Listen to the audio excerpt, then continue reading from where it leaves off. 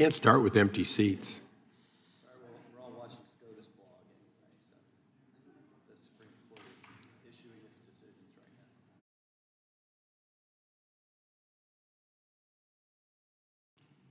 right now. That's probably where Hank is, too.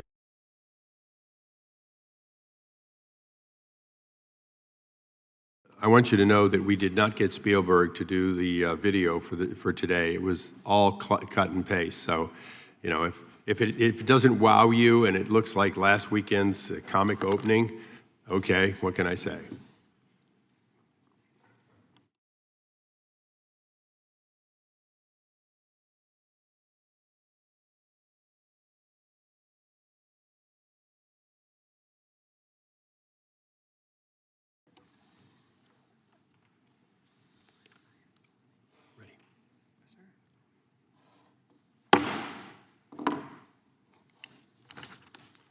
The committee will come to order.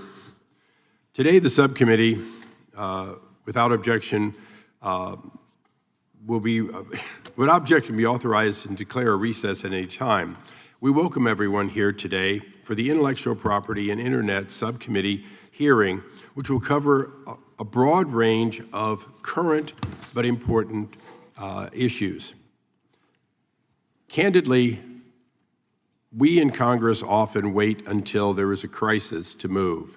We're known for the expression that what we do is nothing at all or overreact. We cannot afford to do either at this time. The growth of various types of theft of intellectual property through counterfeiting and piracy, in fact, has become an epidemic. Most of the rest of the world has at least made efforts to deal with these problems. This hearing will establish once and for all that the various pieces of legislation need to move and need to move quickly. That means that this committee must come together along with the Senate to deal with economic crimes around the world, but particularly those who come to our shores and take advantage of a weaker enforcement. Additionally, the growth of AI means that in the near future, what we see as a growing epidemic will rise even further. I want to particularly, though, focus on something here today. It's not just the money that's stolen from people whose creative works are being taken. It is, in fact, the funding of criminal networks, whether it's Hamas and Hezbollah, ISIS, Al-Qaeda, or others. Almost all of these groups, in addition to the conventional drug cartels, are operating criminal syndicates that include various forms of intellectual property theft. That means that, in fact, not doing something in a timely fashion is causing people to die. It's causing countries to live in terror. It's costing countless amounts of dollars that U.S. citizens pay in addition to the loss of revenue to those who create intellectual property. I want to make it clear, we all know that there are people who innocently think that watching on a bootleg channel something they would otherwise pay for, the cost is simply they're getting a deal of free. But if that money is in fact going to syndicates that are involved in other illegal activities, you are funding criminals. You are funding people who hurt people. 4 decades ago, Advanced Research Project Agency, ARPANET, adopted a communications protocol. I was a young lieutenant in those days, and we used it. We used it in a very limited fashion. One day, somebody came up with the idea of a way to communicate that became known as email. In those decades, half a century or so, we have gone from a connection of military bases and universities for purposes of furthering research to the internet as we know today. In addition, the advantage of Moore's Law, in fact, has made almost anything that you've ever seen in science fiction, all the way back to Jules Verne and all the way through to the Terminator, a reality today or in the near future. Decades ago, we passed the Internet Freedom Act and the DMCA laws to protect a fostering and nascent technology. They were good. They worked some.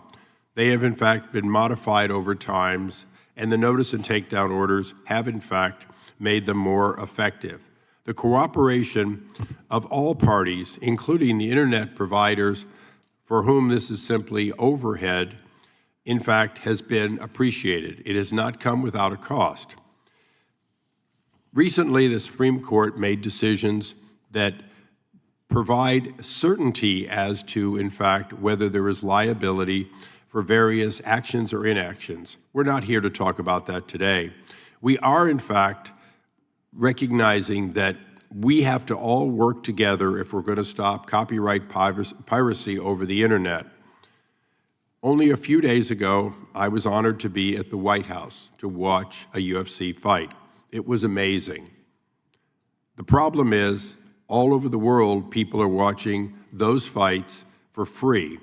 The cost of that fight included $3 million of setup and takedown there at the White House. Somebody has to recognize that that's not without a cost. In addition, those who took the blows deserve to be compensated. To do so requires that, in fact, the purveyors be able to put that out in a streaming format and have it, in fact, only go to those who pay the small amount to get it. Digital video piracy includes illegal downloads, streamings of films and television, and it has resulted in an estimate that of a loss of over 230,000 jobs and conservatively 47.5 billion reduced to our GDP. That's the economic cost. I've already covered in fact, the cost that I'm not overreacting to say people have died as a result of the money that is gained from that piracy. Well, millions of listings for copyright infringing content are removed every day under notice and takedown process set forth in the Digital Millennium Copyright Act. Right holders have raised concerns with the speed. Today, our witnesses come prepared to answer the major question: what is the reasonable speed? Can we do it at the speed of sound? Can we do it at the speed of light? More importantly, in a 45-minute, or sometimes a fraction of that, live sports broadcast, can we do it soon enough to make it no longer profitable for those who pop up and sell their clandestine wares? The Internet has opened substantial new sales revenues for brands. That is enabling the trafficking of fake brands. And I want to make it very clear, I live on the Mexican border. My district covers 80 miles of the Mexican border. In my district, we have a holding facility that that holds up to 40,000 square feet, racked 3 and 4 high, of illicit drugs. Those drugs often look like the real drug. They're in similar packaging. The pill or other container always seems to look very legitimate, even has the right letters on it. But when it's fentanyl, it has led to people dying. So counterfeiting is not simply a matter of getting a purse that looks cool that you can take to a party and maybe no one will know, or even you may even brag that it's a fake. It also includes the counterfeiting of pharmaceuticals that, in fact, once again, lead to people dying. The patchwork of laws in many of these cases, state by state, ask the question, should we continue to have states make decisions that make honest, law-abiding purveyors of products life difficult, while in fact not effectively stopping the clandestine work? We made this decision in 1972 through both legislation and court that we weren't going to do it with copyright for music. It's been a long time since that, and there's needed to be some additional items done. But we have profited as a nation from having not just one standard, but having the federal government be able to aid states in the enforcement of copyright protection. The same needs to happen relative to AI. I think we all know it has to happen.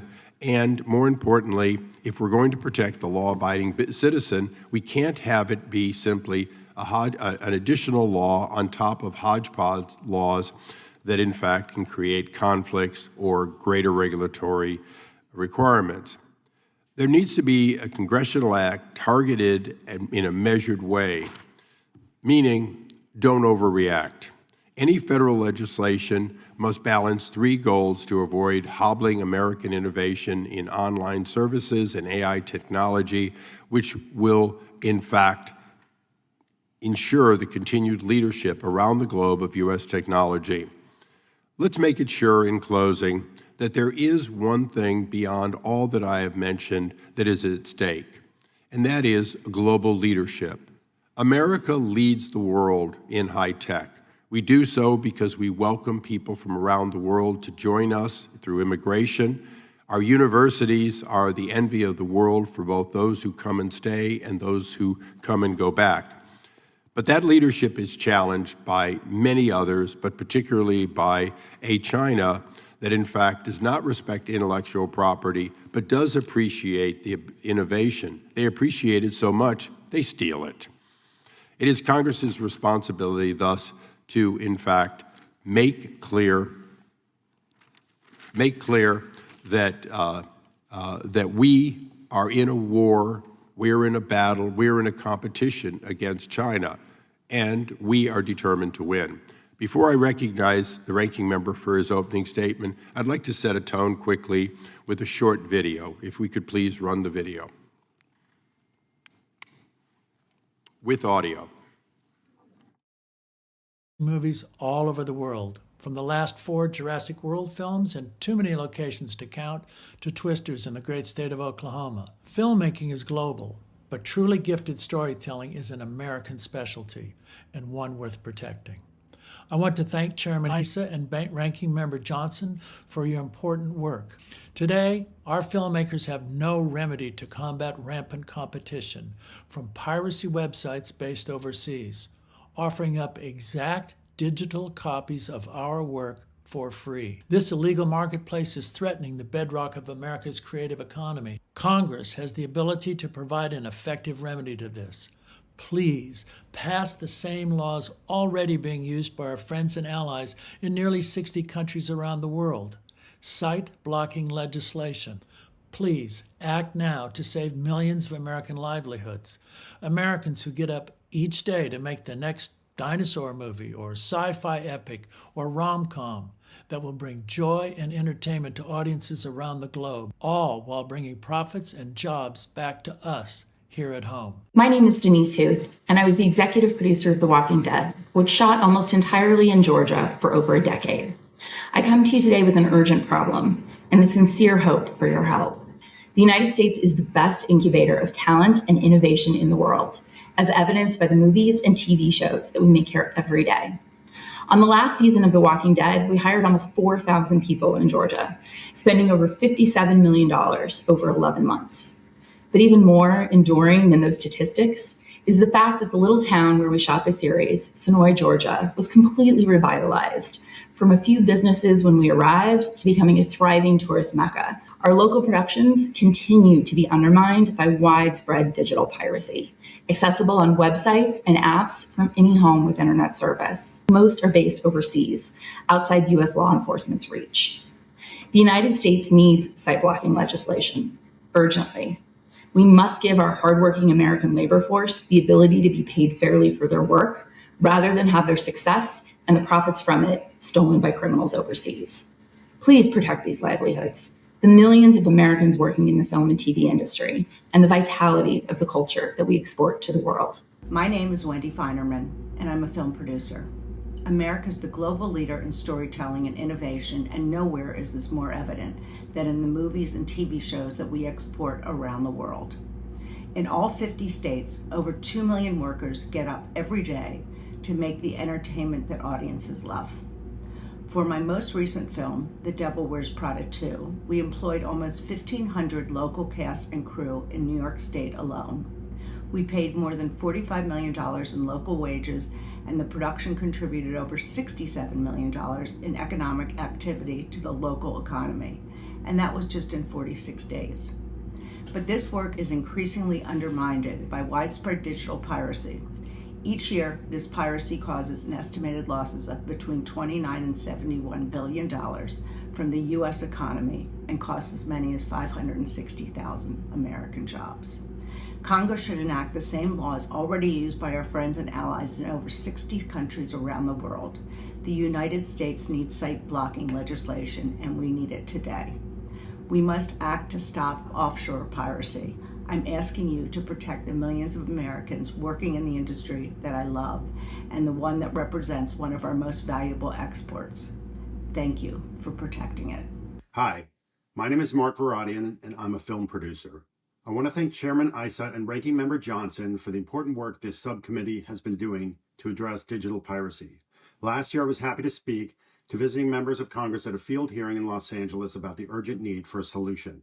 Today, we can't release a movie without immediately losing significant income to piracy websites based overseas. This is an existential threat to the American film business at a time when Hollywood economics are under tremendous stress. America remains the world's best storyteller, exporting those stories globally and creating an economic engine here in the U.S. that benefits millions of Americans in all 50 states. But those jobs are at risk from digital piracy. Congress can and should enact the same laws already being used by our friends and allies in nearly 60 countries around the world. The United States needs site blocking legislation. We need it today. Please act now to protect one of America's most successful export industries, preserve millions of well-paying jobs, and ensure the future generations of American filmmakers will continue creating the stories that move audiences around the world. I'm Scott Turow. I certainly don't need to remind this audience that protection of authors and their copyrights is delegated to the Congress in the Constitution.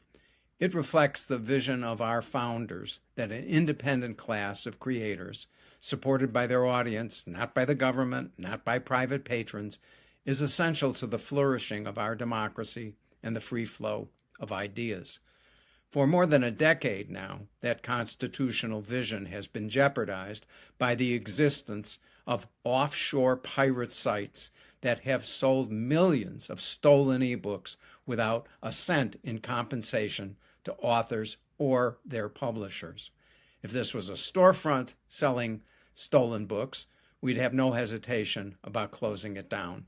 And we should have no hesitation in this case either about the needed federal legislation that will allow authors to enforce their rights in the face of theft that has been organized and industrial and flourishing beyond our borders. My name is Lee Thomas Miller.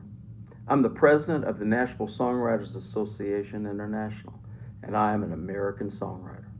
Growing up on a farm in Nicholasville, Kentucky, the radio was my window to the world. I dreamed of someday being part of the music industry that delivered the songs I loved. After moving to Nashville, I struggled for 11 years in a 10-year town, trying to pay the bills with a wife, 4 young kids. Along the way, I signed a music publishing deal, and one day I finally started hearing my songs on the radio. But over the last few decades, the internet has made that tough. First came music piracy. It is hard to make a living when your creation is being illegally offered for free. Then there was music streaming, almost free, pay so low that our jobs were immediately threatened. Now there's artificial intelligence, software that takes what I create without my permission or payment, creating songs for which I get nothing. I thank the subcommittee for today's hearing. American songwriters need your help. Thank you. I now recognize the ranking member of the subcommittee for his opening statement.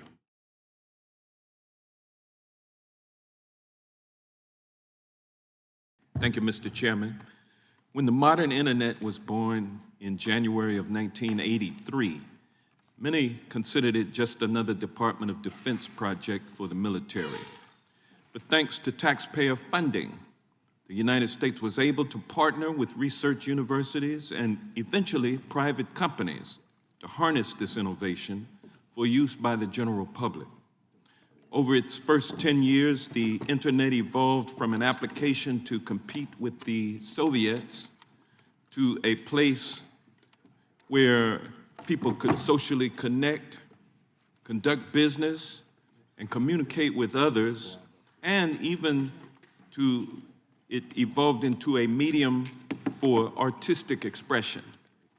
Today, it's hard for many of us to imagine a world without new recipes at our fingertips, instant news updates, or pictures of our friends and family on our social media news feeds.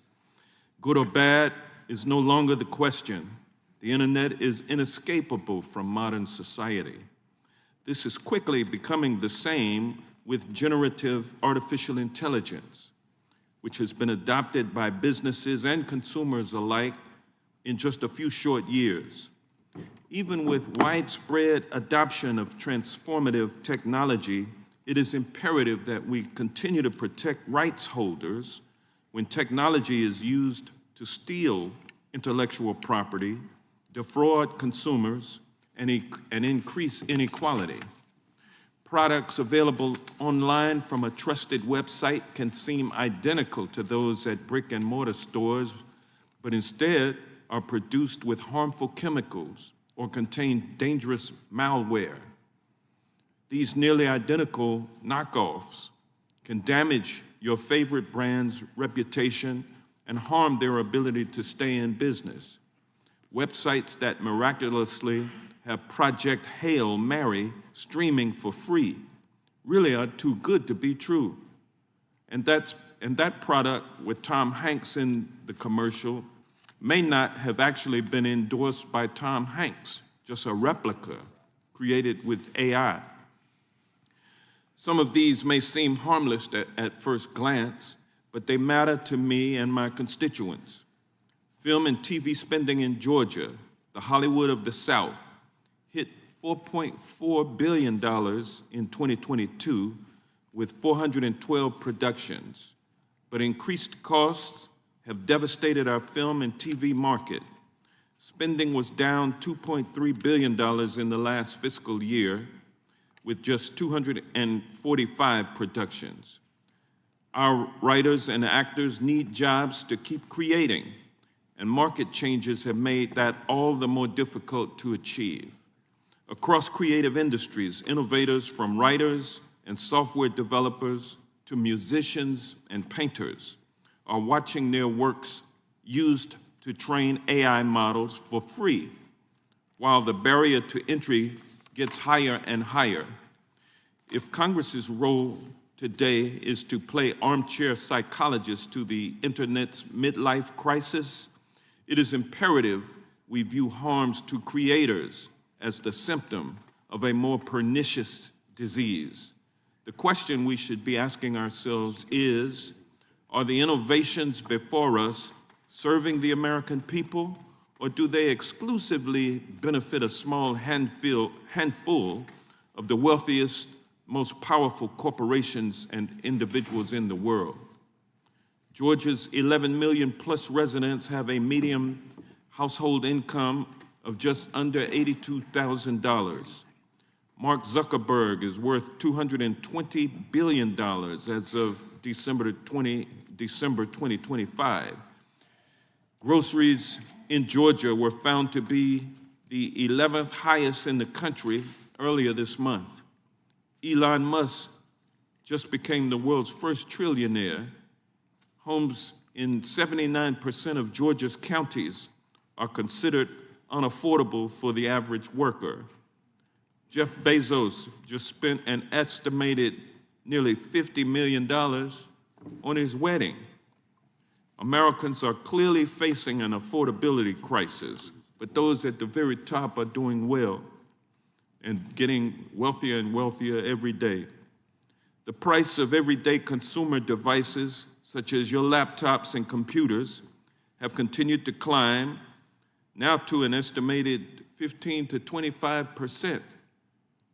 Data centers are driving up utility costs, straining the grid, and degrading the quality of the everyday appliances families depend on, like our air conditioning and heating systems. Senior citizens are having to choose between paying their utility bills and their prescriptions. And the rich get richer, the middle class shrinks, and the poor get poorer. The benefits from technological innovations, while impressive, are minimized if everyone can't enjoy their benefits. We can do this by meaningfully deploying technology in a way that uplifts us all. This means acknowledging creators as a key part of the ecosystem that is building AI and compensating them as such. This means enacting protections for American workers, building responsibility, and deploying equitably. I look forward to hearing from the witnesses how we can better protect America's artists, innovators, and the creative fields. I thank Chairman Issa for holding this important hearing, and I yield back the balance of my time. Gentleman yields back. Thank you. We now recognize the chairman of the full committee, Mr. Jordan, for his opening statement. Thank you, Mr. Chairman. I'll be brief. I just want to thank you for your work for now over 2 decades on trying to stop copyright piracy and harmful uses of AI while not harming choice, innovation, and maybe most importantly, First Amendment liberties. We appreciate your tireless work, and I know this is your last session in Congress. We'll probably have a few more hearings, but I did want to take the time to thank you for this issue and so many others that you've worked so hard on, and I look forward to thank our witnesses for being here and look forward to hearing from today's panel. With that, I yield back. I thank the chairman. I profusely thank the chairman. We now recognize the ranking member of the full committee, Mr. Astin, for his opening statement. Thank you kindly, Mr. Chairman. Welcome to our witnesses. A couple months ago, I got a postcard in my mailbox, which let me know that 3 books that I've written over the course of my career had been used to train Anthropic's Claude AI large language models. And because of this, I was entitled to be part of the settlement in the Bartz versus Anthropic case. Now, this surprised me because, first of all, it reminded me that I used to write books. Now I just post 280 characters every day. But it also surprised me because I didn't know anything about the litigation, much less did I know anything about the fact that Anthropic had essentially swallowed up the contents of 3 of my books, apparently rejecting the relevance and the utility of several other books I'd written. But Anthropic had never called to ask me to use my books. But a judge found that Anthropic's ingestion and digestion of my books without payment was fair use. Claude AI may not be allowed to simply reprint my book and regurgitate it line for line and sell it, but it may profit off of my word choice, my cadence, my style, such as it is, my conceptualizations, and my research, among other attributes of my writing, for free. Now, if I finally get around to filling out the form, which means I have to finally get around to finding the postcard, I may get a de minimis check in the mail because the judge did find Anthropic had used pirated versions of the books that it used to train its large language model, and the parties, including apparently me, settled shortly after this holding. Now, we'd be cavalier to write these training episodes off as random or minor incidents. AI companies intentionally select works with which to train their large language models, often with zero intention of paying the creators any royalties for use of their creative intellectual labor. Bartz versus Anthropic is just one ominous decision floating in a sea of developing case law in this brave new world to engage in a fair use vernacular borrowing of H.G. Wells' famous work of science fiction. But it's illustrative of the proliferating tensions between existing law and social values that have materialized as we live through this time of astonishing technological transformation. The advent of the internet and the explosive emergence of AI have fundamentally changed the way that we interact with each other, the way we conduct business, the way we think about human thought, human feelings, and human work, and the way we create and consume books, songs, and other creative works. Now, I tend much more to the heady enthusiast side of such changes over the brooding Luddite side when it comes to technological innovation. But that's only because I have a profound faith in democracy, in our capacity to manage technological change when we put our minds to it. So now is the time to pose and grapple with urgent and searching questions about the moment. How do we integrate titanic new technological changes in a way that supports rather than undermines the basic needs and values of our society? We know from experience that innovations mean little if they are left to create inequality and domination, joblessness, and poverty. How do we prevent the concentration of power and wealth, but instead work to fairly distribute the benefits of new technology so they become part of our common life and inheritance?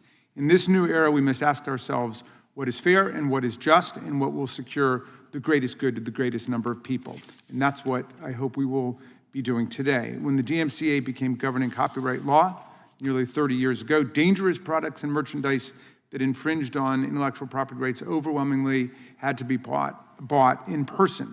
Movie and music pirates created physical copies of recordings and literally sold them on the street corners. Our laws did not contemplate the spread of streaming, where content piracy occurs on a daily basis all over the world, as far away as Vietnam and the Philippines, and the pirates can create a new infringing site the moment one gets taken down. Consumer products used to be bought almost exclusively in stores, with the occasional counterfeit handbag on the street. Today, harmful counterfeit products like exploding batteries, toxic baby cream, and asbestos-laden crayons can be bought, often, usually unwittingly, by consumers online, and they arrive at their doorsteps in a matter of hours. Even our music laws were designed for a world where listeners discovered music through their stereos, which is why we are left with laws that prevent performers from being paid when their music is played on the radio. These issues affect not just the 2 million employees of the movie industry or the nearly $12 billion in revenue from the music industry, but also the consumers who end up paying the cost of counterfeit goods that break or cause harm or just drive up the price of the real product. The laws on the books may no longer be fair for these affected industries, and they are almost certainly unfair to consumers. I understand there are many proposals out there with ideas for improving on the current situation. I'm a proud co-sponsor of one of them, the American Music Fairness Act, which would ensure that performers are paid when their music is actually played on the radio. In many ways, AI has supercharged problems that have been percolating since the advent of the internet.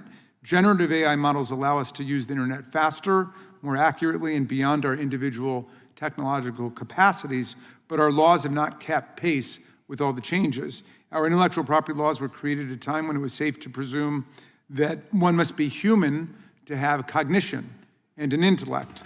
Some would argue that's no longer the case. It's long past time we considered how to continue protecting the creative fields and address the ramifications of the proliferation of deep fakes, training AI models on copyrighted material, and other areas where AI may be unfair to both consumers and creators. I know some of my colleagues want to do away with the regulation of AI companies altogether, but we can protect content creators and help businesses thrive at the same time. We don't have to choose. Congress should help provide for the safe adoption of generative AI models that take into account the environmental, labor, and social consequences of such technology, and we should do so while allowing the states to experiment with different approaches. I'm dismayed by those who have caved to a small group of billionaires and now a trillionaire who own these AI models and have proposed broad preemption of state common law causes of action and state legislative decision-making with no federal regulation at all. There's no reason we should do away with common law tort claims that act as the basic national safety net for fairness. The National Institute of Science and Technology should absolutely be allowed to test frontier models. And if AI models are being built on the hard work of artists, writers, and inventors, we should be thinking long-term to ensure that there are more artists, writers, and inventors a generation from now creating material to sustainably train the next wave of generative innovation to come. The rational next step for this committee is to ask ourselves how we can map a path forward for all Americans to use technology while ensuring laws that protect consumers and creators, workers, and families. Thank you, Mr. Chairman. I yield back to you. The gentleman yields back. Without objection, all other opening statements will be included in the record. We now go to our distinguished panel of witnesses. Mr. Sean Astin. Mr. Astin is the president of the Screen Actors Guild. By the way, one of the few things I haven't done, and I continue to say, I'm available for a bit part. Am I allowed to do that? Anyhow, the American Federation of Television and Radio Artists, commonly known as SAG-AFTRA. He is himself an actor and a long distinguished career in film and television.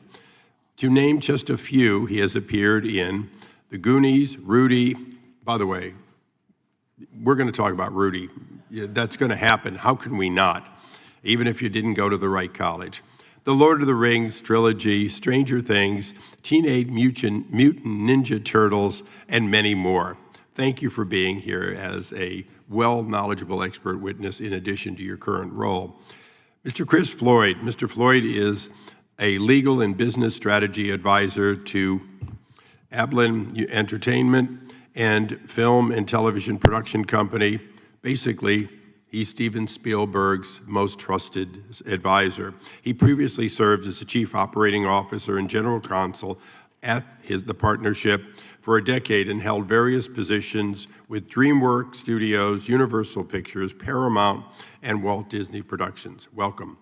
Mr. Steve Francis. Mr. Francis is the executive chairman and president of IP House, a global intellectual property enforcement company. He previously served as the acting executive associate director of Homeland Security Investigations, as the director of National Intellectual Property Rights Coordinator.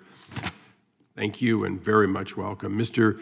Christopher Moore. Mr. Moore is president and chief executive officer of the Software and Information Industry Association, a collection of entertainment, consumer, and business software companies. He previously served as a senior vice president for intellectual property and general counsel at the same organization, where he led the association's intellectual property policy and anti-piracy. Lastly, but not leastly by a long shot, Dr. Viswanathan, or close to it. The doctor is a non-resident fellow at the Kernochan Center for Law, Media, and the Arts at Columbia University. She is also a visiting assistant professor at Suffolk University Law School, where she teaches courses in contract and transactional law. The doctor is, in fact, the author of a number of books, including how creative industries can harness intellectual property to survive in a digital age. Welcome, and I apologize. You know, as one left-hander to another, I said, I'm not going to mess this up, and between my hoarse throat and the other, I apologize. I want to thank all of you for being here. Pursuant to the committee rules, I'd ask you please rise, raise your right hand to take the oath. Do you solemnly swear or affirm under penalty of perjury that the testimony you're about to give is true and correct to the best of your knowledge, information, and belief, so help you God? Thank you. You may be seated. Let the record reflect that all witnesses answered in the affirmative. If you've watched C-SPAN, you know I have to give this admonishment that you'll have 5 minutes in your opening statements, but 100% of all the material you brought with you in your opening statement, plus additional material you may supplement with, will be placed on the record, thus leaving you completely free not to just read what you brought, although some of you just might. So with that, we begin. Mr. Astin. Well, this is good stuff. You're going to want to hear it. Chairman Issa, Ranking Member Johnson, members of the committee, thank you very much for convening the hearing and for your continued work modernizing American intellectual property law. Thank you, Representative Lofgren, for your leadership on combating foreign digital piracy, and Chairman Issa for all of your work and for your work on the American Music Fairness Act. The issues therein matter to the livelihoods of the 160,000 union performers and media professionals I represent as president of SAG-AFTRA. Today, I'd like to speak about the abuse of non-consensual digital replicas of our voices and likenesses. For all of human history, if someone saw your face, they knew it was you. If they heard your voice, they knew you had spoken. For thousands of years, that simple connection was enough. Your face, your voice, your presence, reality itself was affirmed, and simply put, we knew who we were to each other. Artificial intelligence has begun to intervene and break that ancient connection. Today, someone can realistically make you appear to say something you never said, to endorse something you don't believe in, or even convincingly depict you confessing to something you had no knowledge of. For the first time in human history, the experiences we've always shared are no longer secure. Our relationship to community is distorting, thanks to a wave of technology made widely available without much concern for public safety. In my line of work, we deal with emotions. So on behalf of our performers, I'm here to tell you what this moment feels like. To begin, we make our livings by granting the use of our voices and likenesses to our employers. That's what they pay us for. Through every audition and with every career setback, we know we rely on the fact that when the jobs finally come, we have something uniquely ours to offer.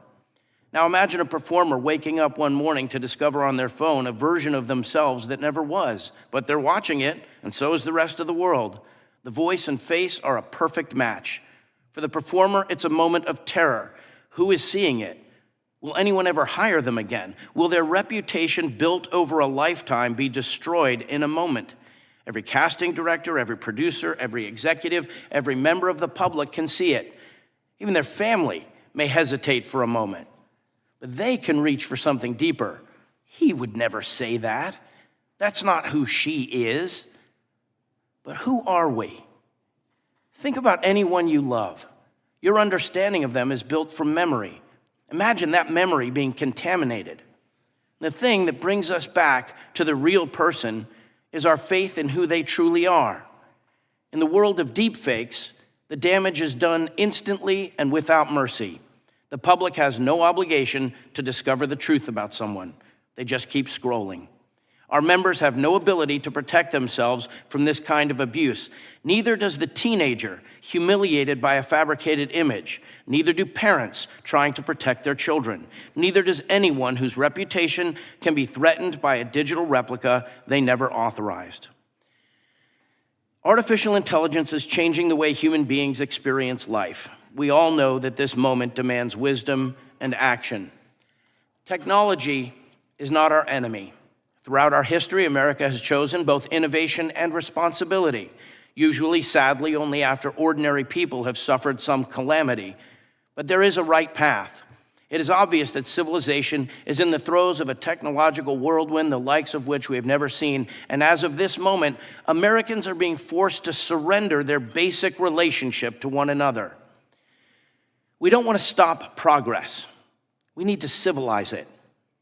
Many Americans may never own a home or accumulate significant financial wealth, but every American does possess something of immeasurable value, their identity.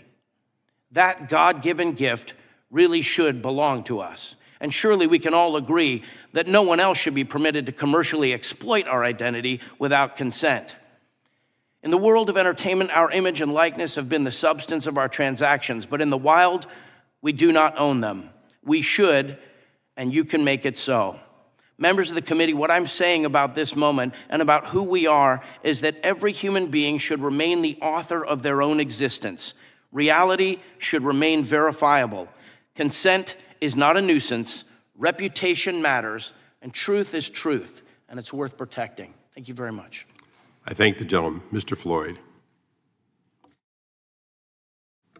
Chairman Issa, Ranking Member Johnson, and distinguished members of the subcommittee, thank you for inviting me here today. I am of counsel at Amblin Entertainment, Steven Spielberg's film and television company. I worked in the Amblin family for 20 years, including a decade as Chief Operating Officer and General Counsel. I've overseen many business and legal functions, including content protection. 2 weeks ago, Amblin and Universal released Steven's film Disclosure Day. Adding to his legacy of films like War of the Worlds and Minority Report, Disclosure Day fully embodies Stephen's beloved sci-fi genre, embracing modern technology that makes transporting audiences to another world even more thrilling. However, these technological advancements also present challenges. Stephen's prior sci-fi movies were released in a drastically different marketplace before the internet supercharged digital piracy. When Minority Report was released in 2002, piracy was still limited largely to hard goods. DVD bootlegs from camcorders in a theater with muddled sound and shaky video, then sold on street corners. They were poor knockoffs, and customers knew it. While the scale of piracy was reason for some concern then, today, digital piracy costs the US economy a staggering amount, at least $29 billion annually. We now expect each release will be made available immediately in perfect digital form from offshore pirate sites with global reach. This substantial increase in quality, coupled with wide and immediate availability on any device, makes this an urgent economic and consumer safety problem. Together with our studio distribution partners, we spend hours seeking removal of these infringing videos. Additionally, all the studios and streamers created the Alliance for Creativity and Entertainment to work with global law enforcement to combat piracy. But even with these extensive efforts, representing tens of millions of dollars and countless work hours, piracy still inflicts huge harm on the market for our films. When we find Disclosure Day online, we have limited recourse, primarily because most pirate sites are operated by overseas criminal enterprises. We have laws that enable us to go after pirate sites in the US, but Bulgaria, Vietnam, the Philippines, these jurisdictions sit outside the practical reach of US law enforcement, but easily reach US consumers online. Now, global revenues from US films are shared with cast and crew in residuals and pension, health, and welfare payments. Profits are poured into new productions in every state of the union, including with local businesses. Shooting a one-hour television episode generates around $475,000 per day locally, while a feature film generates $670,000 per day. The billions siphoned from our economy by these overseas criminals should be available for these future productions and payments to industry workers, but they're not. Today, piracy detrimentally impacts millions of creatives in the US entertainment industry and the economy as a whole, while funding a global network of crime. According to Digital Citizens Alliance, European authorities dismantled a piracy operation across 11 countries in 2024 that generated $3.5 billion yearly, seizing drugs, weapons, and millions in cryptocurrency. In Spain, Operation Fake exposed another site that also dealt in drug trafficking and money laundering, resulting in 30 arrests and millions in frozen assets. So what is to be done? Well, I ask you today for the tool proven effective in nearly 60 countries globally, but still lacking in the US, judicial site blocking. Under these laws, when a court determines through a full and transparent process that an offshore site is dedicated to piracy, it can direct internet providers to block local access. Studies prove site blocking results in fewer visits to piracy sites and an increase to legitimate sites. Portugal witnessed a 70% drop in traffic. Australia saw a 25% decrease, and the UK experienced a 10% surge to legal services. This would be a game changer for our industry's 2.3 million workers and America's creative economy. Historically, the US led the world in IP enforcement, but we've lagged behind for the past decade. Other countries have shown us how to do this without impacting speech, due process, or the internet. It's time the US reasserts its leadership role in anti-piracy. And finally, allow me to turn briefly to artificial intelligence, where the US is the leader in innovation, as it should be. As a tool, AI can further empower us to tell compelling stories and reach audiences. But as we consider how to maintain America's competitive advantage against China and other countries, we must also remain the global leader in both the innovation and creative industries. How these AI companies win the AI race and how they treat copyrighted work will affect the force of human creativity in the future. We'll never maintain America's lead by lowering our IP standards to match those of the Chinese. That's why our industry supports the No Fakes Act, which combats dissemination of unauthorized AI-generated deepfakes while safeguarding protected expression such as parody, news, and biopics. My community thanks the subcommittee for your dedication, and as we look forward to working together to rebuild a vibrant U.S. entertainment industry. Thank you. I thank the gentleman. Mr. Francis. Chairman Issa, Ranking Member Johnson, and distinguished members of the subcommittee, thank you for the opportunity to testify today. I spent over 25 years in federal law enforcement, including as the director of the National IPR Center, Working alongside colleagues from Homeland Security Investigations, U.S. Customs and Border Protection, the Department of Justice, and law enforcement partners across more than 30 countries. I've seen IP enforcement from multiple angles. I know where the government excels and where the prioritization creates challenges for enforcement. I appear today on behalf of IP House, a global IP protection enforcement company I co-founded, and after recognizing critical gaps in the enforcement landscape. IP House operates across every major jurisdiction because IP crime is truly global. We detect and disrupt infringement networks at scale, bringing global intelligence and operational visibility that complements the work of governments and rights holders worldwide. What I see at IP House confirms what I witnessed throughout my career. As commerce has moved online, IP crime has grown more sophisticated, more organized, and harder to disrupt. Criminal networks now exploit the speed, scale, and anonymity of the internet to steal IP and endanger consumers on a global scale. So today's hearing is incredibly timely. Counterfeiters operate through anonymous digital storefronts on the trusted online marketplaces American consumers use every day. They rapidly cycle through the seller identities, domains, and payment processors to evade enforcement, often moving illicit proceeds long before traditional legal remedies can take effect. That is why IP House focuses on following the networks and the money, not just removing individual listings, to dismantle criminal organizations rather than chasing one product at a time. They are not harmless knockoffs. They include counterfeit pharmaceuticals, automotive parts, electronics, children's toys, and household products that threaten the health and safety of the American consumers. One of the most effective U.S. civil tools against counterfeiting is what practitioners call Schedule A litigation. It allows rights holders to bring a single action against multiple anonymous foreign sellers engaged in the same infringing conduct. Just as importantly, it allows the courts to quickly freeze the seller accounts and related assets before these proceeds disappear beyond the reach of U.S. jurisdiction. That changes the economics of infringement.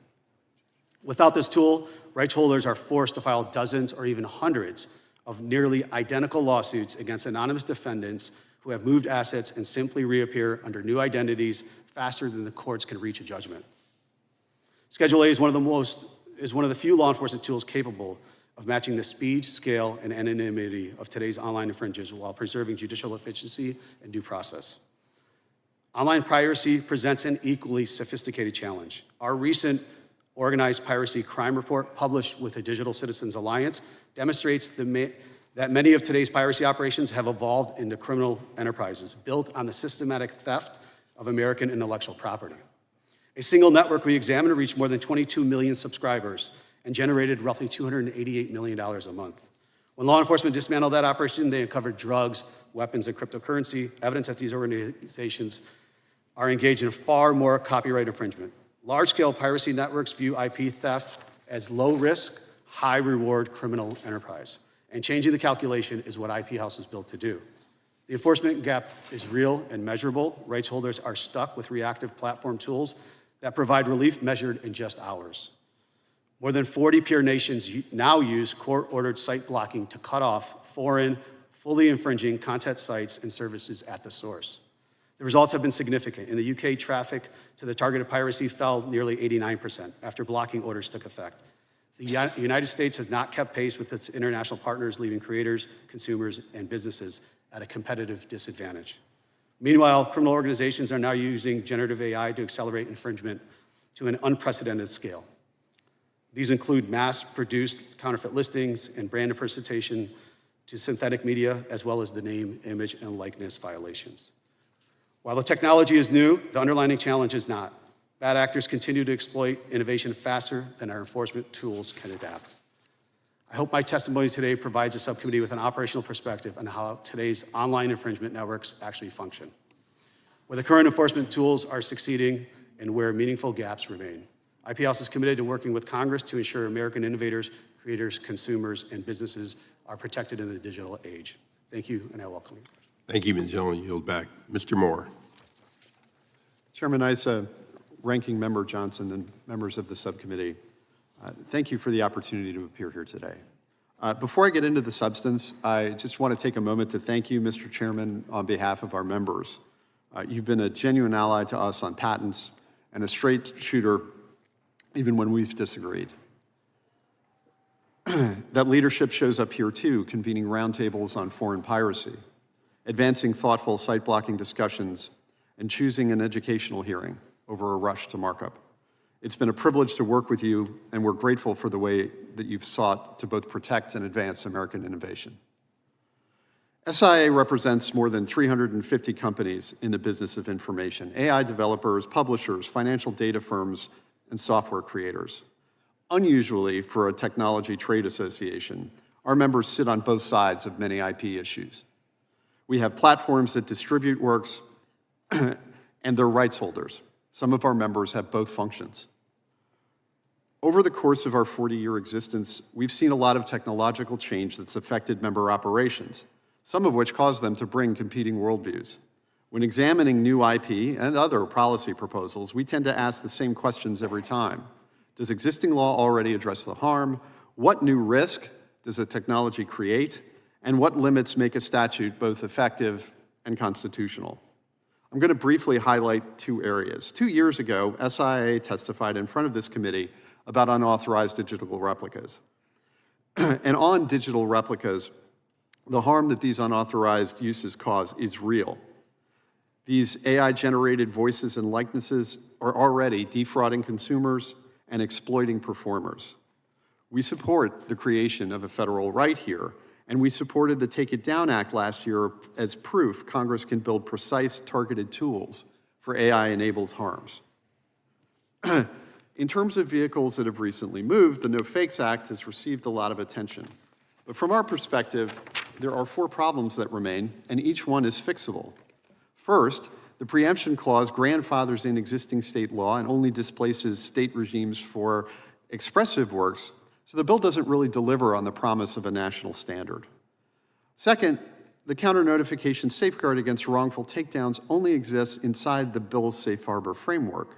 At statutory damages up to $750,000 per work and a life plus 70 term, no company will risk staying outside that framework, so in practice, this isn't a narrow opt-in category. It's close to the entire digital ecosystem operating under a takedown regime with no guarantee necessarily to put wrongly removed content back up. That raises concerns over speech at scale.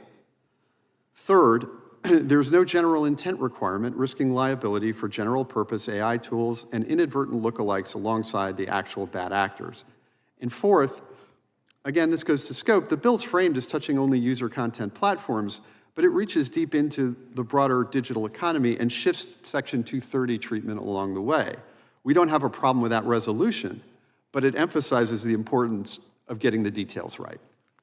Now, we've supplied red line language on these issues, and these are fixes, not objections to the bill's premise, and we're ready to keep working on it until we handle these problems correctly. The second topic that I'm going to address is foreign piracy. And site blocking specifically. This is a different question, and our members are genuinely split on site blocking as a remedy. And my goal here is not to advocate a specific solution, but to present the equities that Congress has already begun to consider.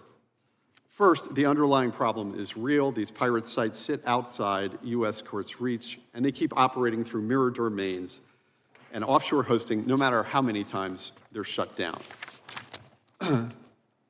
But the concerns over how blocking gets implemented are just as real. Blocking at the level of DNS resolvers doesn't respect borders.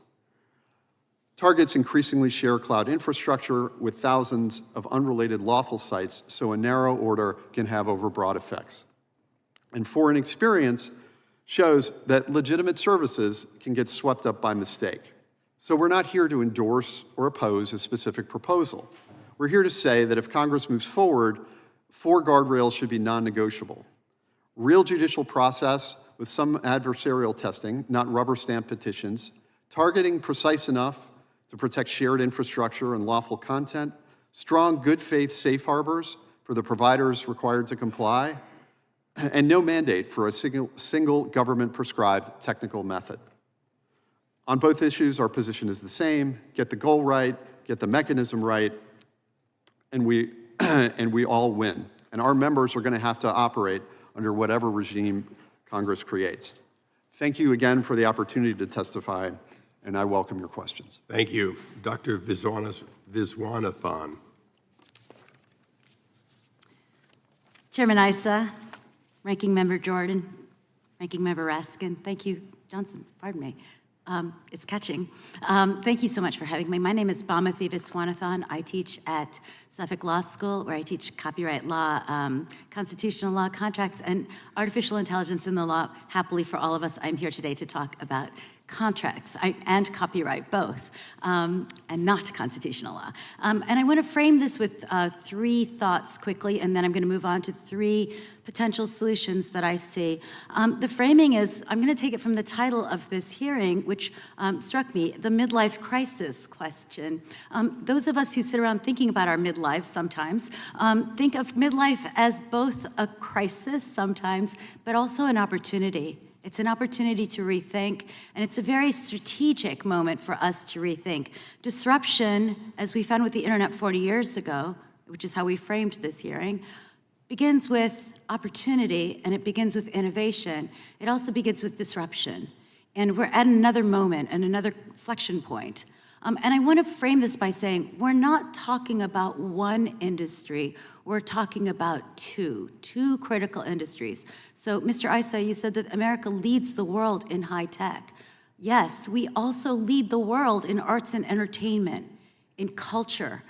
$2 billion industry for tech. Many people are surprised to hear $3.3 trillion and more in 2024 was the estimate that was given. So 2 robust industries. We cannot kill the goose that lays the golden eggs. We need the goose to be alive and we need the eggs to be culled, right? We need both sides. Second, we believe in our IP system. We have a strong and robust IP system. It's the pride of and joy of our country, and it's in our Constitution. Sorry, I said I wasn't going to talk about con law, and I just did.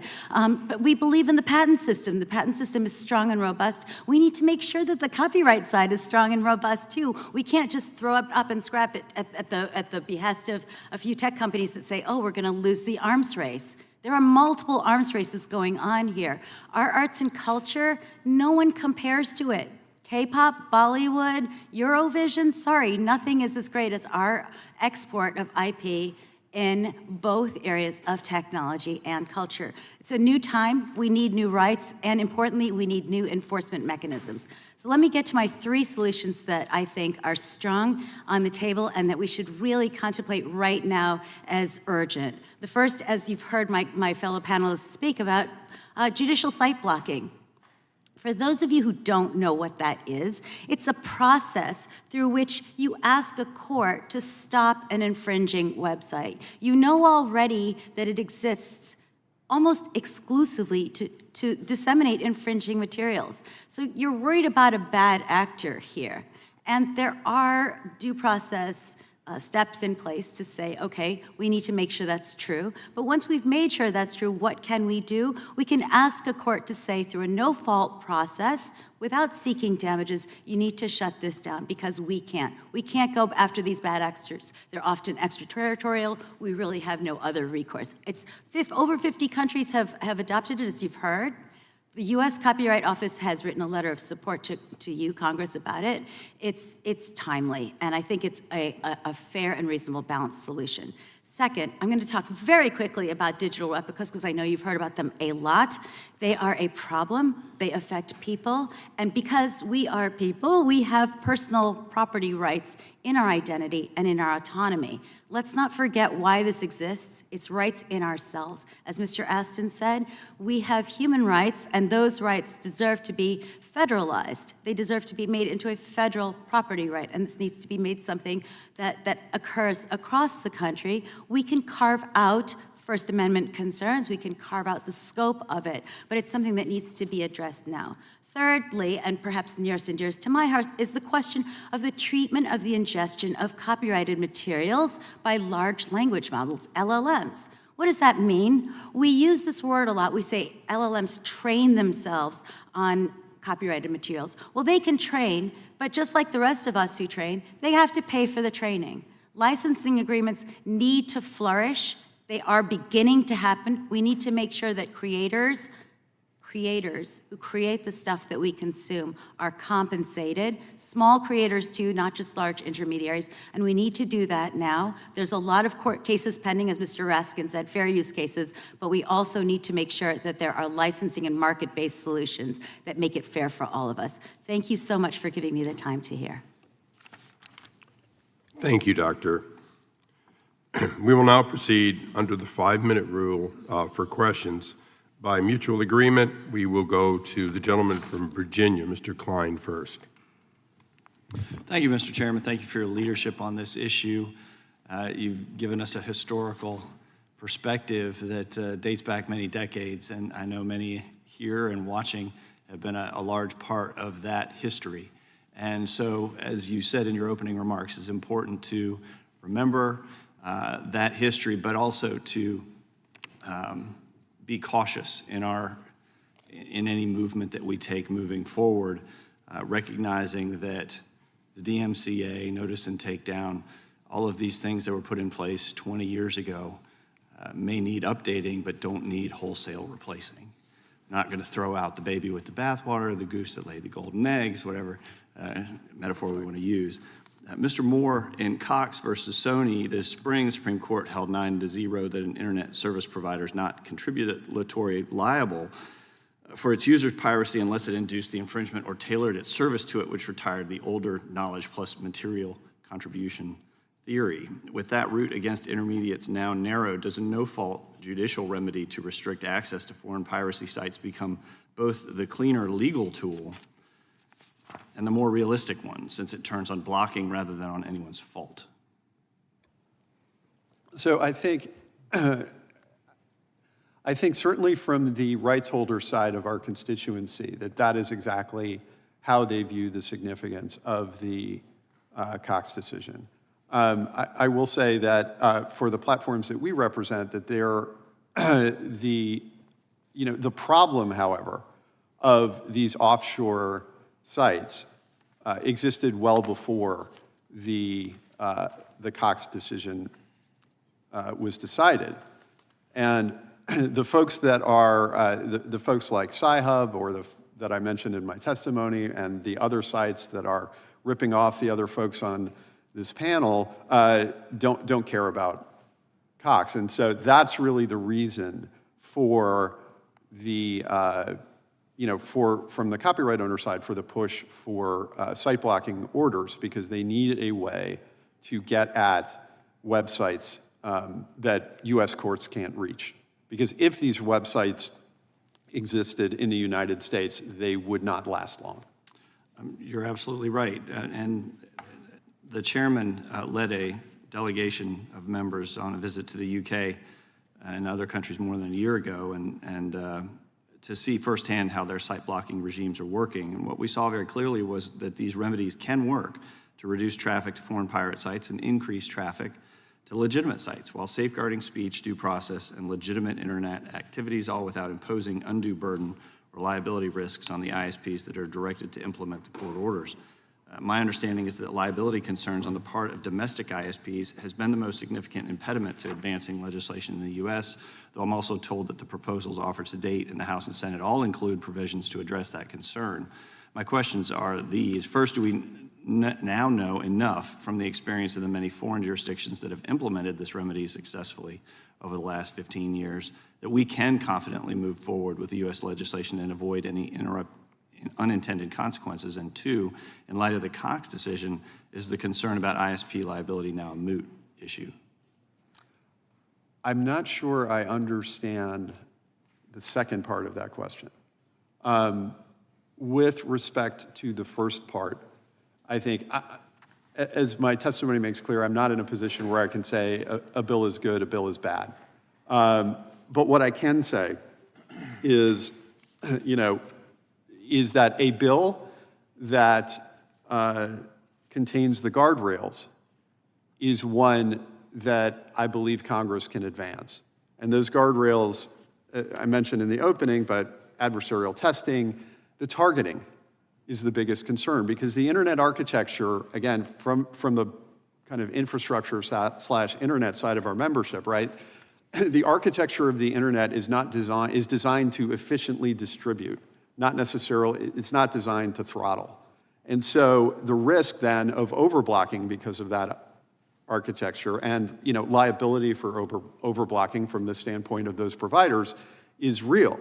And so with respect to the guardrails, if the safe harbors are there, if there's no tech mandate, if the targeting is precise and the process is fair, that is a roadmap for a successful site blocking bill. And then again, devil's in the details, and I am not in a position where I can give you those. Thank you. Yield back.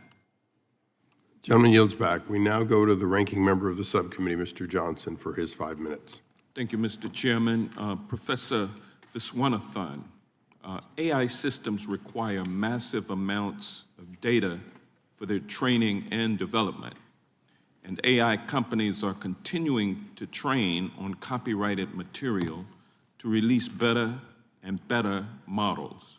Should AI developers be required to disclose the data sets used to train their models? Thank you so much for asking me that question, Mr. Johnson. I want to start by saying we use the word training, and I'm not sure that that is always the right word.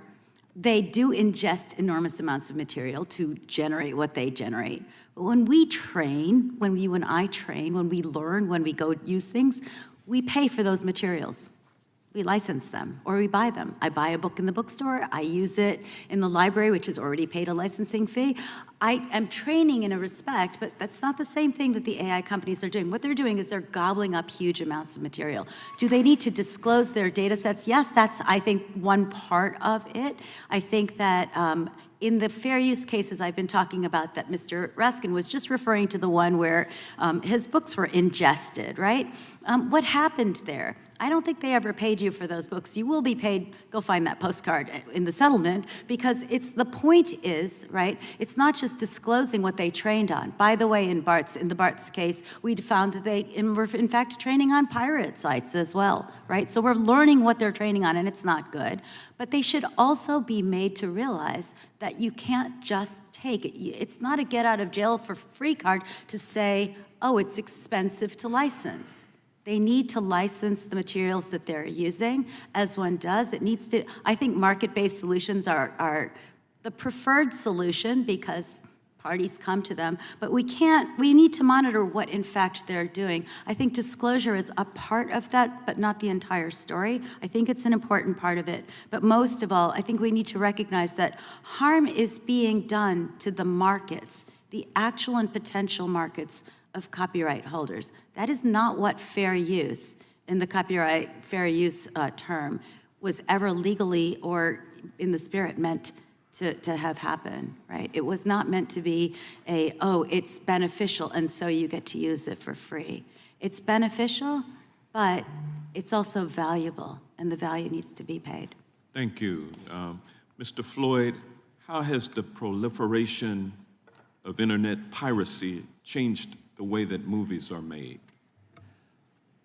It's had a direct impact on the number of movies that we make and which movies we make. When we're making a decision as to go forward with the film, we do a profit and loss analysis, and we look at the history of the movies in the last few years, and we look and see what kind of revenues have been generated. As piracy cuts down on the revenues, the legitimate revenues that we're getting, we determine that our next movie is going to make fewer dollars, and so that impacts maybe our ability to spend a certain amount of money on a movie or make that movie at all. So what you end up with are fewer movies being made, fewer people being employed along the way, and more risk being taken by the studios on the movies that they do go forward on. Thank you. Mr. Austin, you've made a career off of your name, image, likeness, and voice. Everything we talk about when we examine digital replica legislation.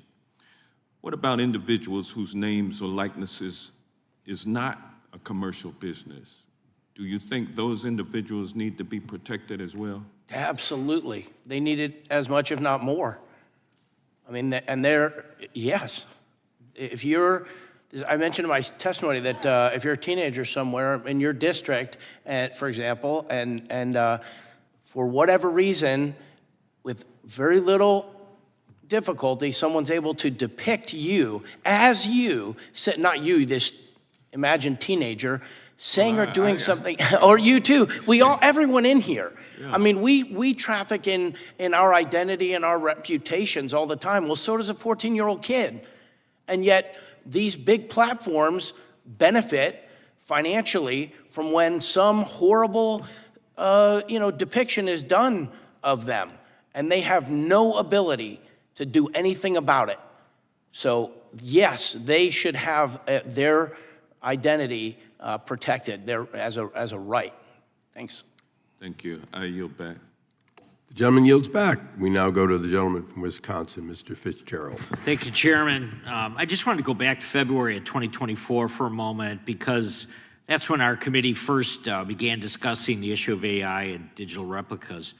And I see a lot of familiar faces on the witness stand as well, and in the audience where we were in Los Angeles for that field hearing. Mr. Moore, in fact, you testified at that hearing, if I remember correctly. And it was also the first time, I think Mr. Astin was there as well, that first time we met.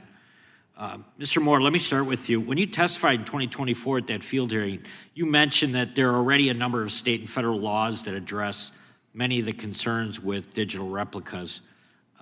So if Congress were to act, and it should act in areas where AI poses a particular risk of harm left unaddressed by current federal state laws.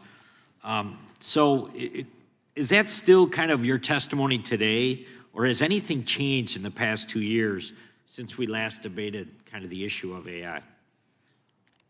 So I think what I would say is that it is true that a number of the harms that occur from the unauthorized use of digital replicas are covered by, in many instances, will be covered by existing state laws and remedies, but there is no federal remedy.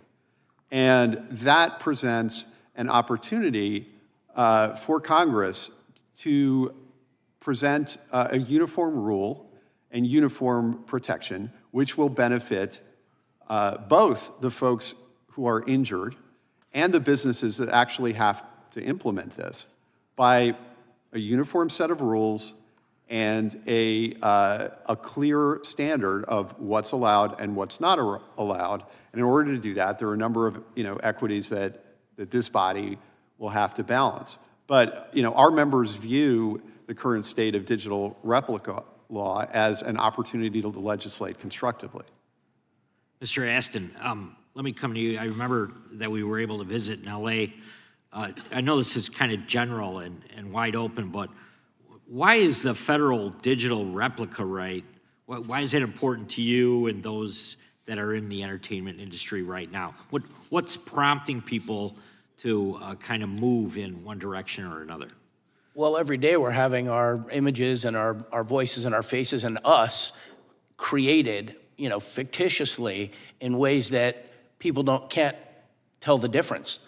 So it looks like I'm saying or doing things. It's happening all the time. I had one friend, a colleague, I saw a video image of him, and he was really upset in this image, and he was talking in great detail about some problem that happened.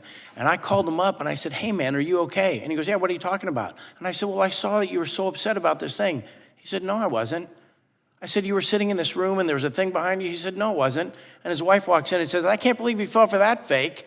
And I'm thinking, I went back and looked at it, and I opened it up, and I couldn't tell the difference between him and this creation. So you know what? It's like, could you please take this down, YouTube? Could you please pull this off your site? They need this law in order to have the instruction that it's okay to take it down. And the process to do that is tedious. No, they just have to know it's okay. Let them work out the tech. Or these guys back here have it worked out pretty good, right? They got a system for how to take it down, right? Yeah, that's good. It's working. They have to know that it's okay, that we've got our First Amendment, but that we love and we want and we have to protect.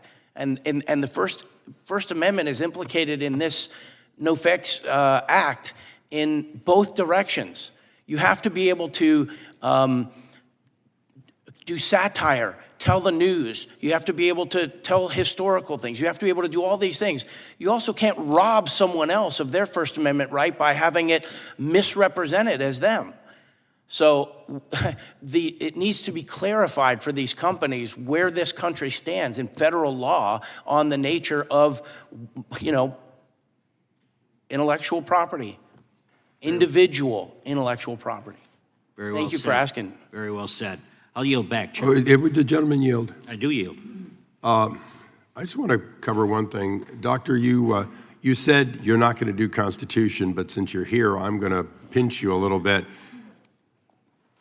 Is it true that states under the Constitution don't have international reach? In other words, they, by definition, might be able to pass a law, but to enforce against countries outside the U.S. is completely limited in the Constitution to the federal government.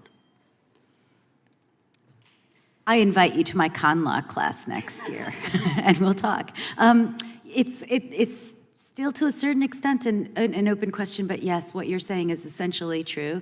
There's a case called Vetter right now that's pending that's asking about international reach of certain copyrights that we have, and that case is in the Fifth Circuit, so it's and going up hopefully, and it's unclear. So I think that one thing that federalizing laws like the digital replicas law does is it gives us a level of security that we're playing at a national level and that we're not getting into the morass of states' rights versus international rights. Site blocking too, when this is something that's so agreed upon amongst so many countries in the developed world, I think it's relatively uncontroversial at this point. I think it's fair to say that. And I think digital replicas are going to be a problem worldwide. I think we can get not just bipartisan support, but international support behind this, which it's a rare opportunity. I think we should grab it. Thank you, Doctor. That tees it up for our constitutional scholar here on the dais. The gentleman, the ranking member, Mr. Raskin. Well, thank you for that, Mr. Chairman. I have to get you a copy of some of my books. I downloaded them already. What are you talking about? Not pirated.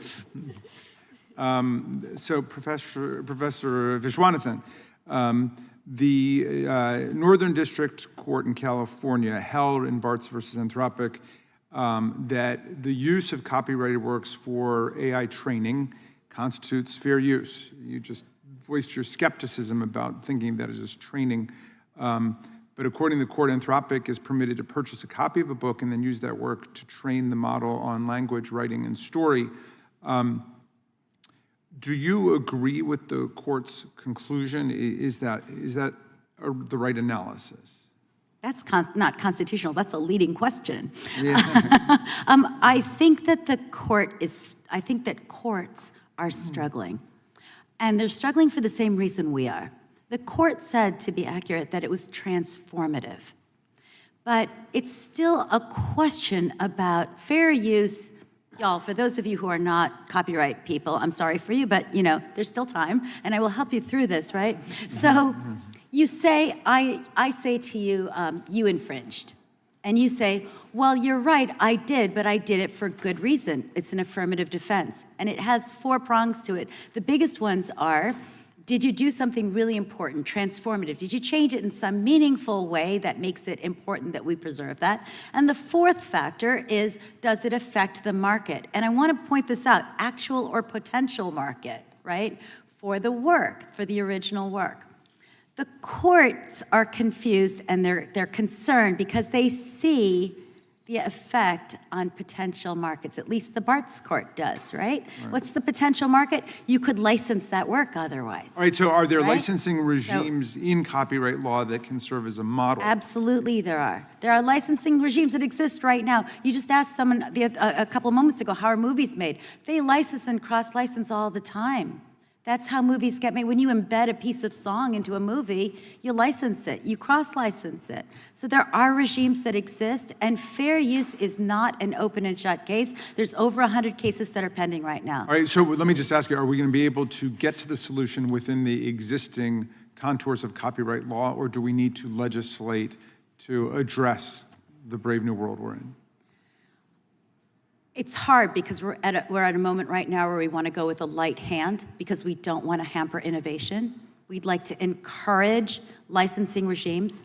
The thing I'm concerned about, Mr. Astin, is the small creator who can't go up against the big tech company and say, help me here.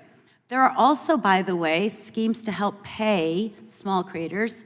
We have BMI and ASCAP standing as examples of collective rights organizations that clear rights for people so that they can get their royalties. So what exists right now? There's a lot that exists right now that we need to tap into. Okay, thank you. Mr. Astin, I know that digital replicas are a big issue for SAG-AFTRA. You negotiated hundreds of pages of a 4-year deal with the Motion Picture Association that would prevent studios from creating fake actors, as I understand it, absent some compelling reason for doing so, or replicating real ones.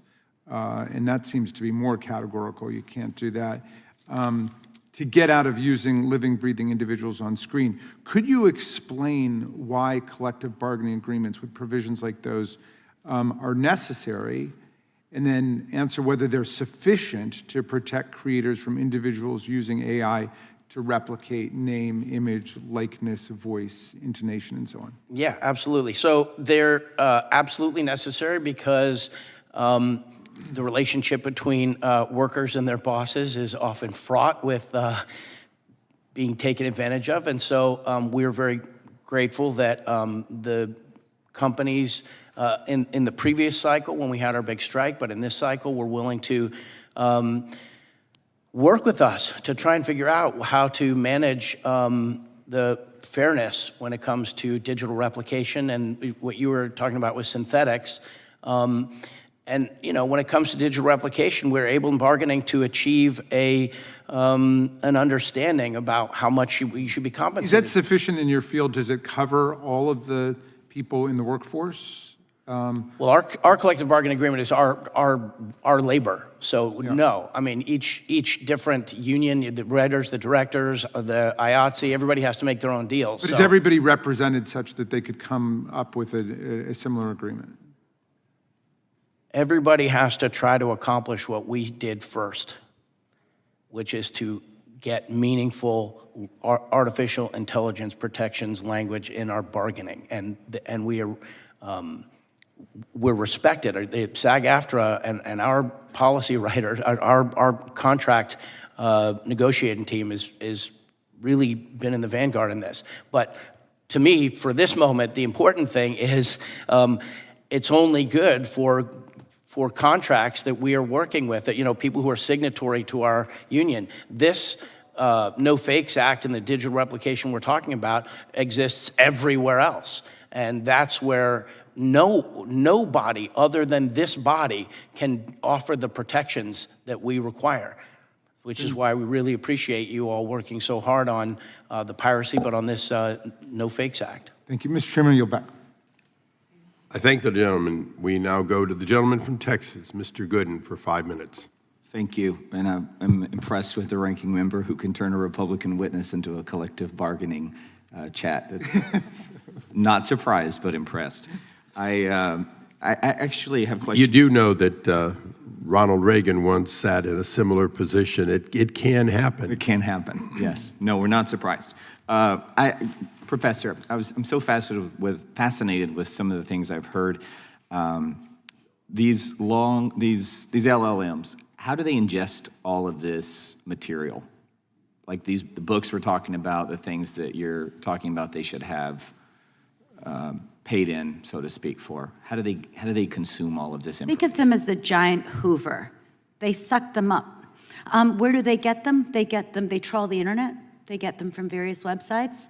As I said, it's come out in some discovery in some of the cases that they get them from pirate websites as well. In the Anthropic case, interestingly, they bought tons of books and ripped the covers off of them and copied them. But it's essentially disambiguating and copying. So what do you say, I'm not trying to be combative, I'm genuinely curious. What do you say when someone, because you said you and I have to pay for these books before we read them. What would you say if I said, well, yeah, but what if I paid for the book and give it to you? You're not going to then go write a check to the author. You're just going to read the book I gave you. So how's that any different than me just giving a book to an LLM? It's not, but who's given it to them? I don't give them my book. I wrote a book called Cultivating Copyright, and it was uploaded to ResearchGate, a pirate website, in about 3 minutes.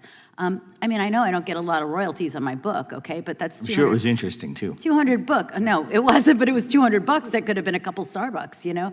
So I think that it's a little false to say that it's just like receiving a book. And sure, the first sale doctrine would say that you could receive a book, but they're not receiving it. They're trawling the internet, they're finding it, they're taking it. I mean, they're actually claiming fair use. And again, I'll just say fair use means you're saying, I infringed. You're not saying, I have the right to this. You're saying, I infringed, but I did this for a good reason. So there's an admission there that they're in fact taking stuff that's under copyright. The whole point of copyright law, y'all, is to make sure that creators get incentivized, but also that they get paid so that they keep doing what they do, right? We all work because we love what we do, but we also need to put food on the table. Do you think that there's a solution that they would go for? Or do you believe, is it your impression that they're just against any and all, no matter what? No, I think that there have been some licensing agreements, especially like in music licensings, for example, that have been emerging. I just think they think it's very expensive, and they think that in terms of the arms race against China, it might put salt in the gears, and that it might be, slow things down. But again, I want to just emphasize that two industries here. We can't just talk about the cost to the tech industry. We should talk about the cost to the copyright industries. Thank you. I've enjoyed hearing you, and I'd love to take one of your classes someday. Yield back. The gentleman yields. Always welcome. Take my time, sir, please. I thank you. I want to follow up on the question of fair use and so on. As you see it, Doctor, clearly the right to input, in other words, the right to read a book, isn't in controversy. The right to read or to learn from what's on the internet is not in controversy. So the part that I want to ask all our panelists for a moment is, as we look at the absolute right to read, it would seem that we have two questions. Do you pay for that which is copyrighted, similar to the way you would buy a book? And that's a fairly straightforward. The cost the cost of your books is on the cover of it, so to speak. The question, though, that I have for all of you is, once somebody has learned from, should this committee look to the nature of the output? Meaning, because I want to go back to fair use, which you cited very accurately, Shaquille O'Neal took my very words and put it in one of his rap songs, literally my voice, not my likeness, but my voice. When I asked him about it one day, he looked down at me and said, fair use. I've never forgotten that I never followed up after he said it. So the question, though, is, should we be looking at output more than input, meaning some input is the result of education, meaning it doesn't look like the original input in any way, shape, or form. It's a result of learning. Some has a similarity, and some, as Rudy would say, if you will, is him, his likeness. Should that be a standard that is not in any of the current legislation per se relative to the ingesters? I'll let you quickly answer. Quickly. It's tough. Each of you. It quickly is tough. Right? It's a complicated, law professor's favorite answer. It is complicated. This is why I take exception to the word training. When I, as a creator artist, I train so that I can learn things, so that I can make something new. Some people use AI, right, and these large language models to create new things, and I think we should encourage that. I also think we should be restrained in saying, you took something in my style. We don't want to start copywriting style, because style is something that we want to see develop and grow, and it's not something that's copyrightable, in fact, and I don't think it should be. Your exact words, boy, I mean, maybe a short phrase was not copyrightable. If you took a paragraph from your book, that'd be less likely to be fair use. It wasn't my book, it was me saying, I know, it was you saying protected by Viper, stand back. Okay, well, that's a tough one, right, as a short phrase. But yeah, but the point stands, right? We should be able to use short phrases from each other, I think, unless it's a trademark violation, which is another, question altogether. The question about outputs is tough. Right? When they're exact copies, we already have copyright to protect against that kind of infringement. It gets squishier and more difficult.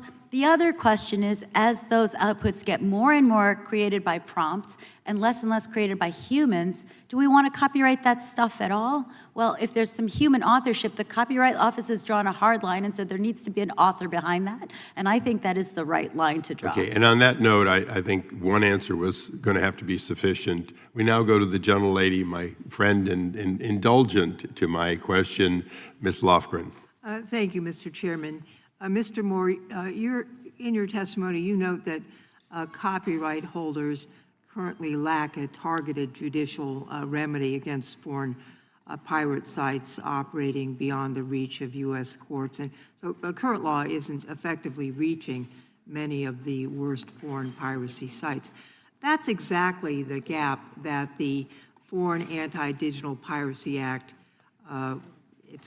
is intended to address. The bill is bipartisan and bicameral, and it was crafted really very carefully for more than 2 years, actually. I engaged with copyright holders, technology experts, service providers, public interest advocates, and after 2 years of sorting through the various issues, it resulted in that bill commonly known by the unlovely sounding FADPA. It's grounded in a simple principle that Congress can fight online piracy without sacrificing due process, free expression, privacy, or the open internet. Now, I've continued working with colleagues both in the Senate and here on discussion drafts. We are working and dialoguing, trying to find a viable path forward. I'd just like to mention, people have understandably raised the role that I played in SOPA so many years ago. As many of you know, I played a central role in stopping that adoption, and that's not because I support piracy. I don't. It was because those proposals raised real risks to the open internet and free expression and due process. So I'm hopeful that we will be able to make progress even in this Congress, or if necessary, in the next, in getting something like FADPA adopted.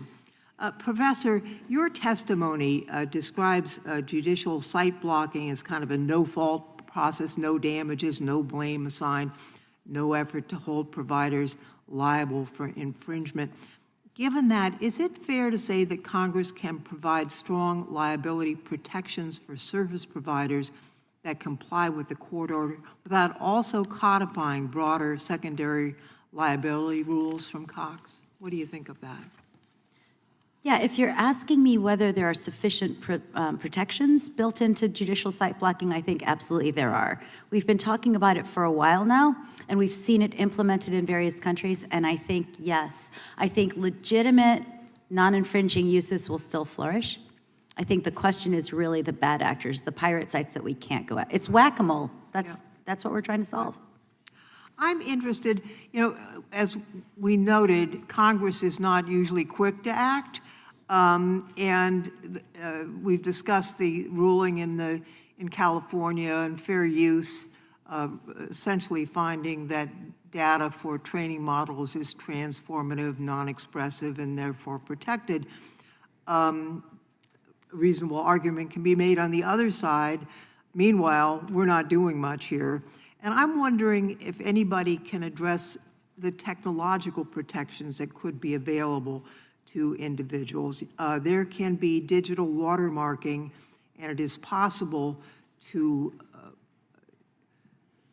make sites unavailable to AI scoping up. And the question is, would Congress by rule, or could the executive by rule, or do we need to by rule, enhance that opportunity for people to take technological steps to protect themselves from the hoovering up of data?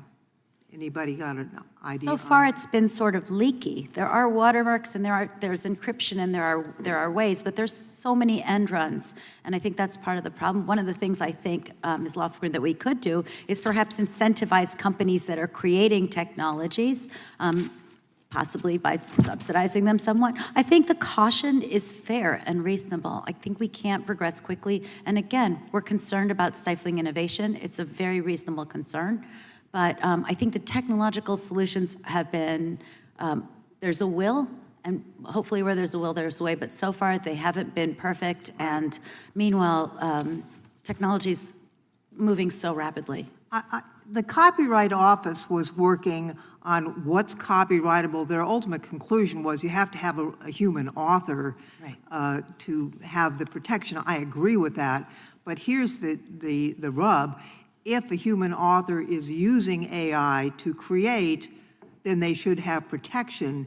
And where do you draw the line between it's AI generated and it's a human using AI as a tool? Unfortunately, before they reached the end of that process, the president illegally fired the registrar and then fired the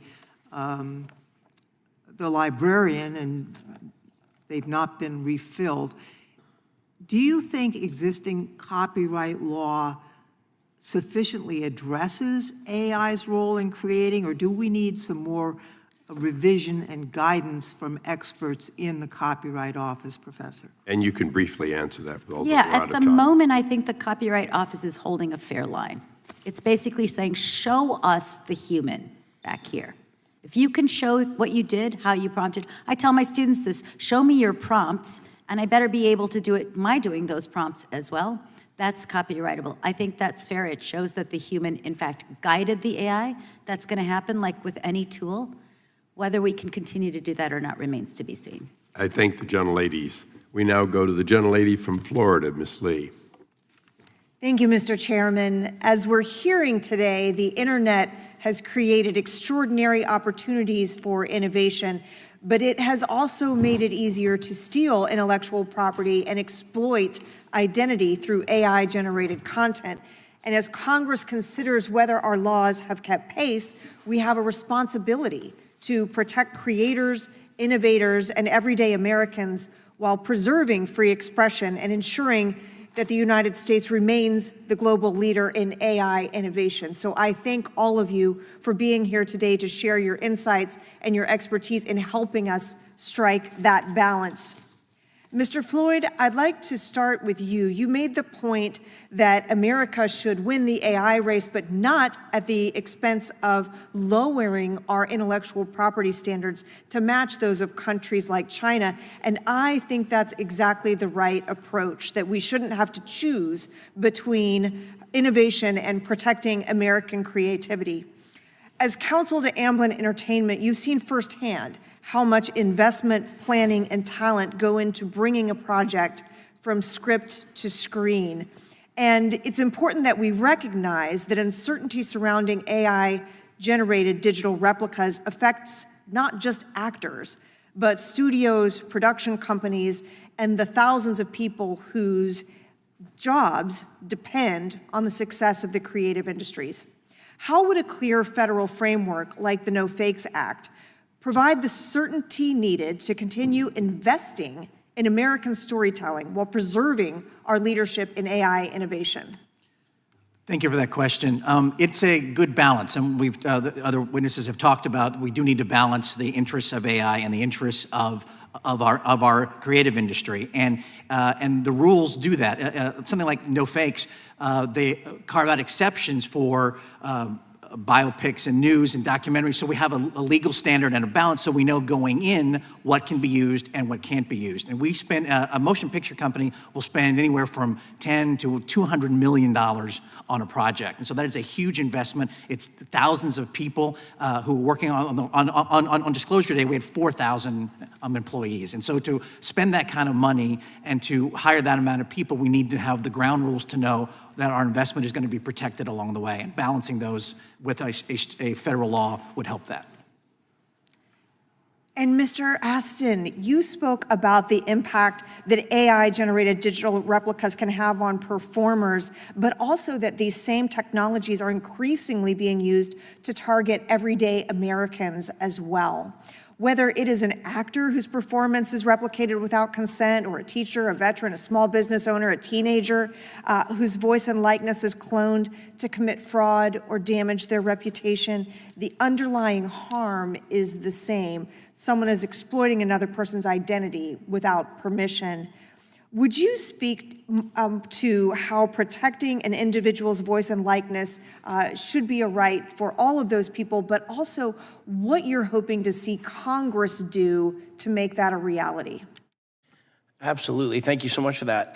You know, it's easy and obvious when you look at performers. If something happens with their reputation, their identity, their likeness, and their voice, the impact to our business is immediate.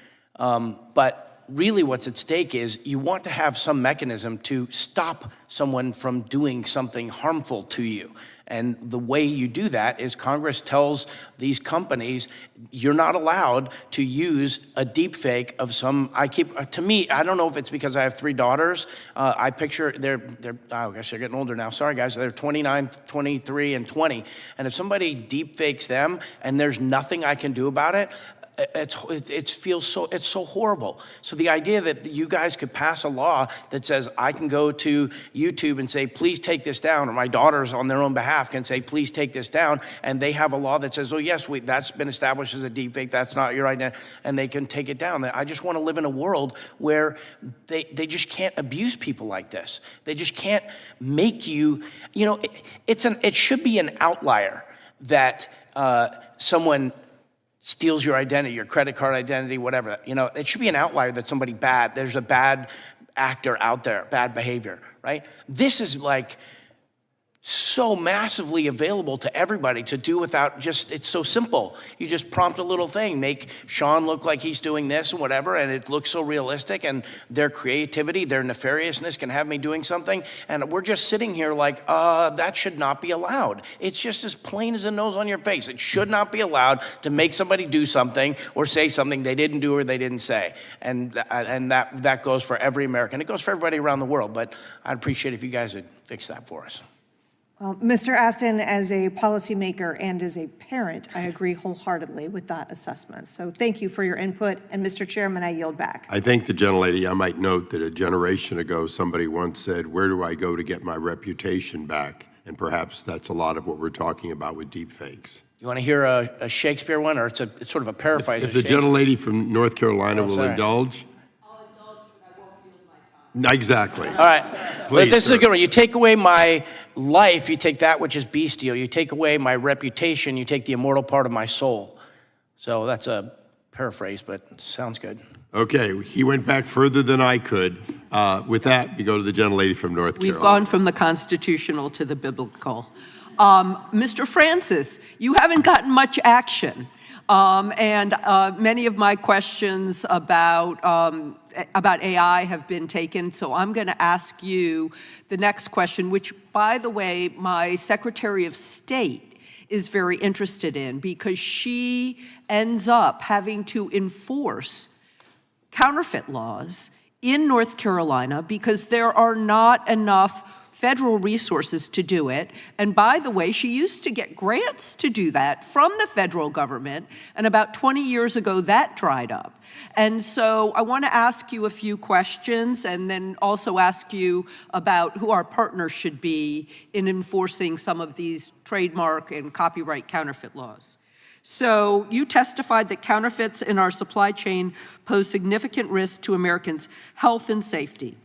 They range from unsafe counterfeit auto parts, dangerous technology knockoffs, poisonous prescription drugs, and toxic personal care products. So what happens when counterfeits steal the goodwill that legitimate companies have spent decades building and use it to sell products that put customers' health and safety at risk? And how would the SHOP Act help with that? Well, I will start with the partnerships. The Secretary of State in North Carolina, there are so many task forces that at the state and local levels that do tremendous amount of work. And yes, ma'am, you're right. The Bureau of Justice Assistance grants that were available for almost 25 years have essentially been stopped funding these task forces, which have a significant impact on enforcing intellectual property.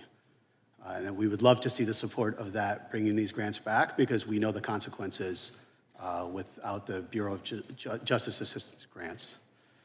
Yeah, these counterfeit goods remain to be an extreme problem, especially with the health and safety risk to the American consumers. I think it's very difficult to kind of assess the entirety of the issue. But when we're looking at these marketplaces that have these anonymous foreign sellers that are selling goods online, there's very few effective ways to take them down from state and local law enforcement.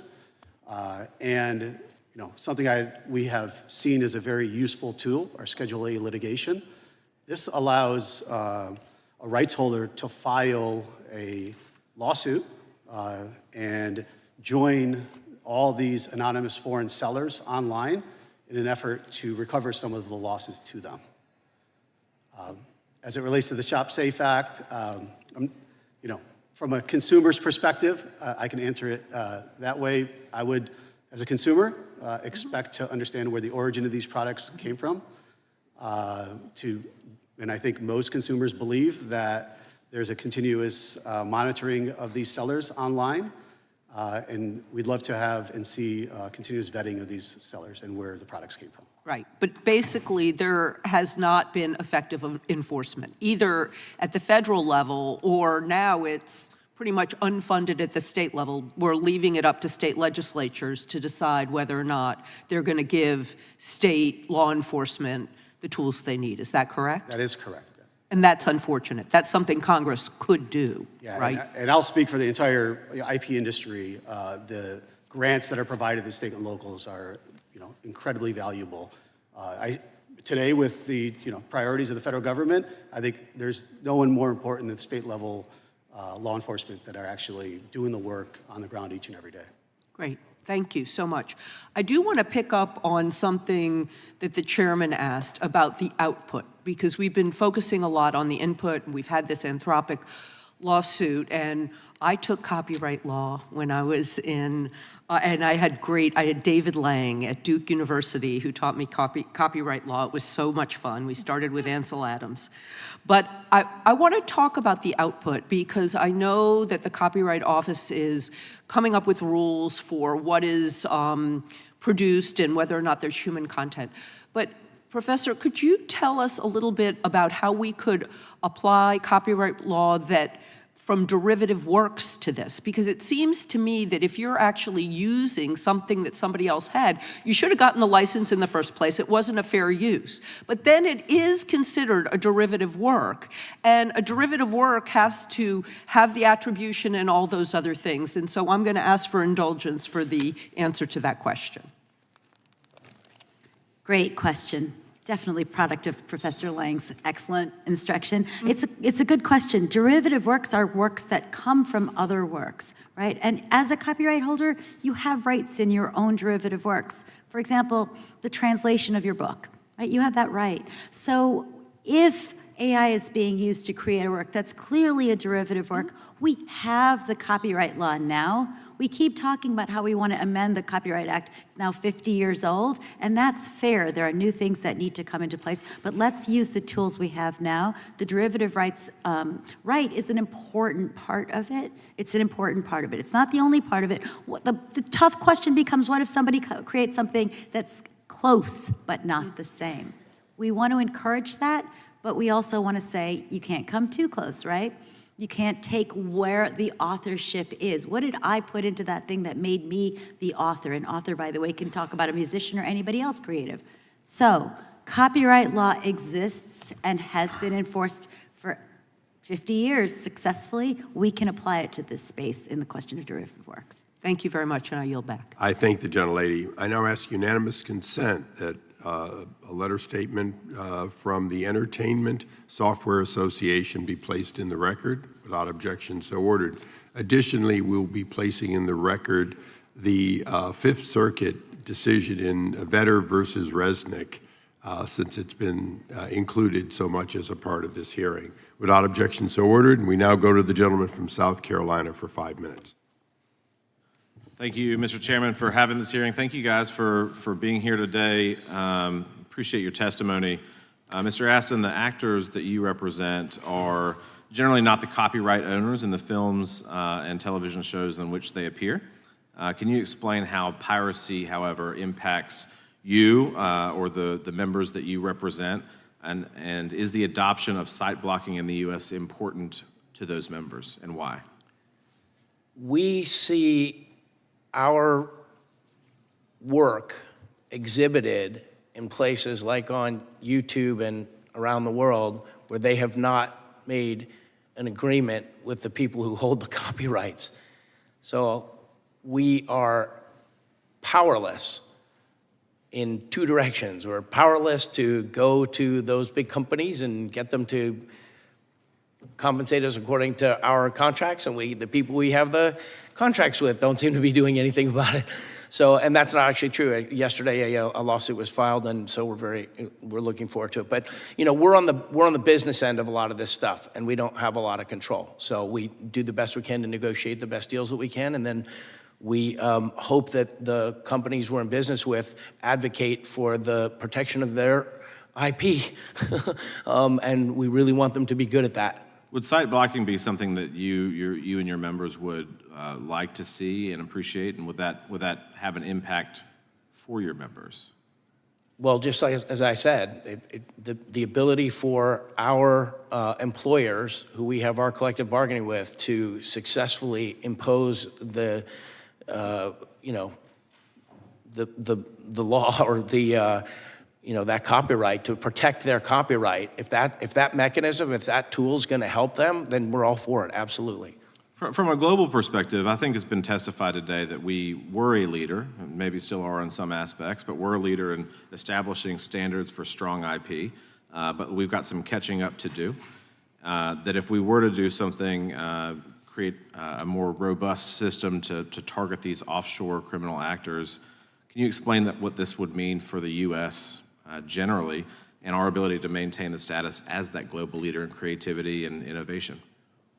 I think my colleagues would probably speak to it better than I would. I was pretty moved by what I heard here today about the other 60 countries that are, our collaborators in other areas are, accomplishing in this space. But I would rather hear their experts in that, Mr. Francis, IP House and Digital Citizens Alliance issued a report in April exploring the growing connection between global organized crime and online piracy. What are some of your top-line observations of that to the U.S. economy and also to our citizens? Yeah, the joint publication, Organized Piracy and Crime, just reiterated that I think we are seeing a shift towards criminal organization syndicates when the profits are very high and the risks are very low. We're seeing a significant amount of bad actors organized in many ways. We showed that these are criminal organizations because they have a structure, they have operators, they have supply chains, they have ways to finance the funds, they have IT technology, and significantly impacting the way these networks need to be looked at, right? I think the UN, Interpol, Europol have all said that these types of behaviors are more towards indicators of organized crime syndicates. How does that affect our citizens, though? I mean, what does that translate to the average person in South Carolina or New York or California that are not, say, directly involved with these criminal syndicates or in the film industries or the TV or whatever? How does it affect normal Americans every day? So I think the effect is the malware that, when they're watching these, unpaid or paid subscriptions that are illicit and piracy, that the malware that they're downloading, it impacts them because there's a significant amount of data that shows that they're also victims of identity theft. I think it also shows that, there's probably not enough education and awareness around this issue. And this report with the Digital Citizens Alliance really highlights the importance of education around this area of digital piracy.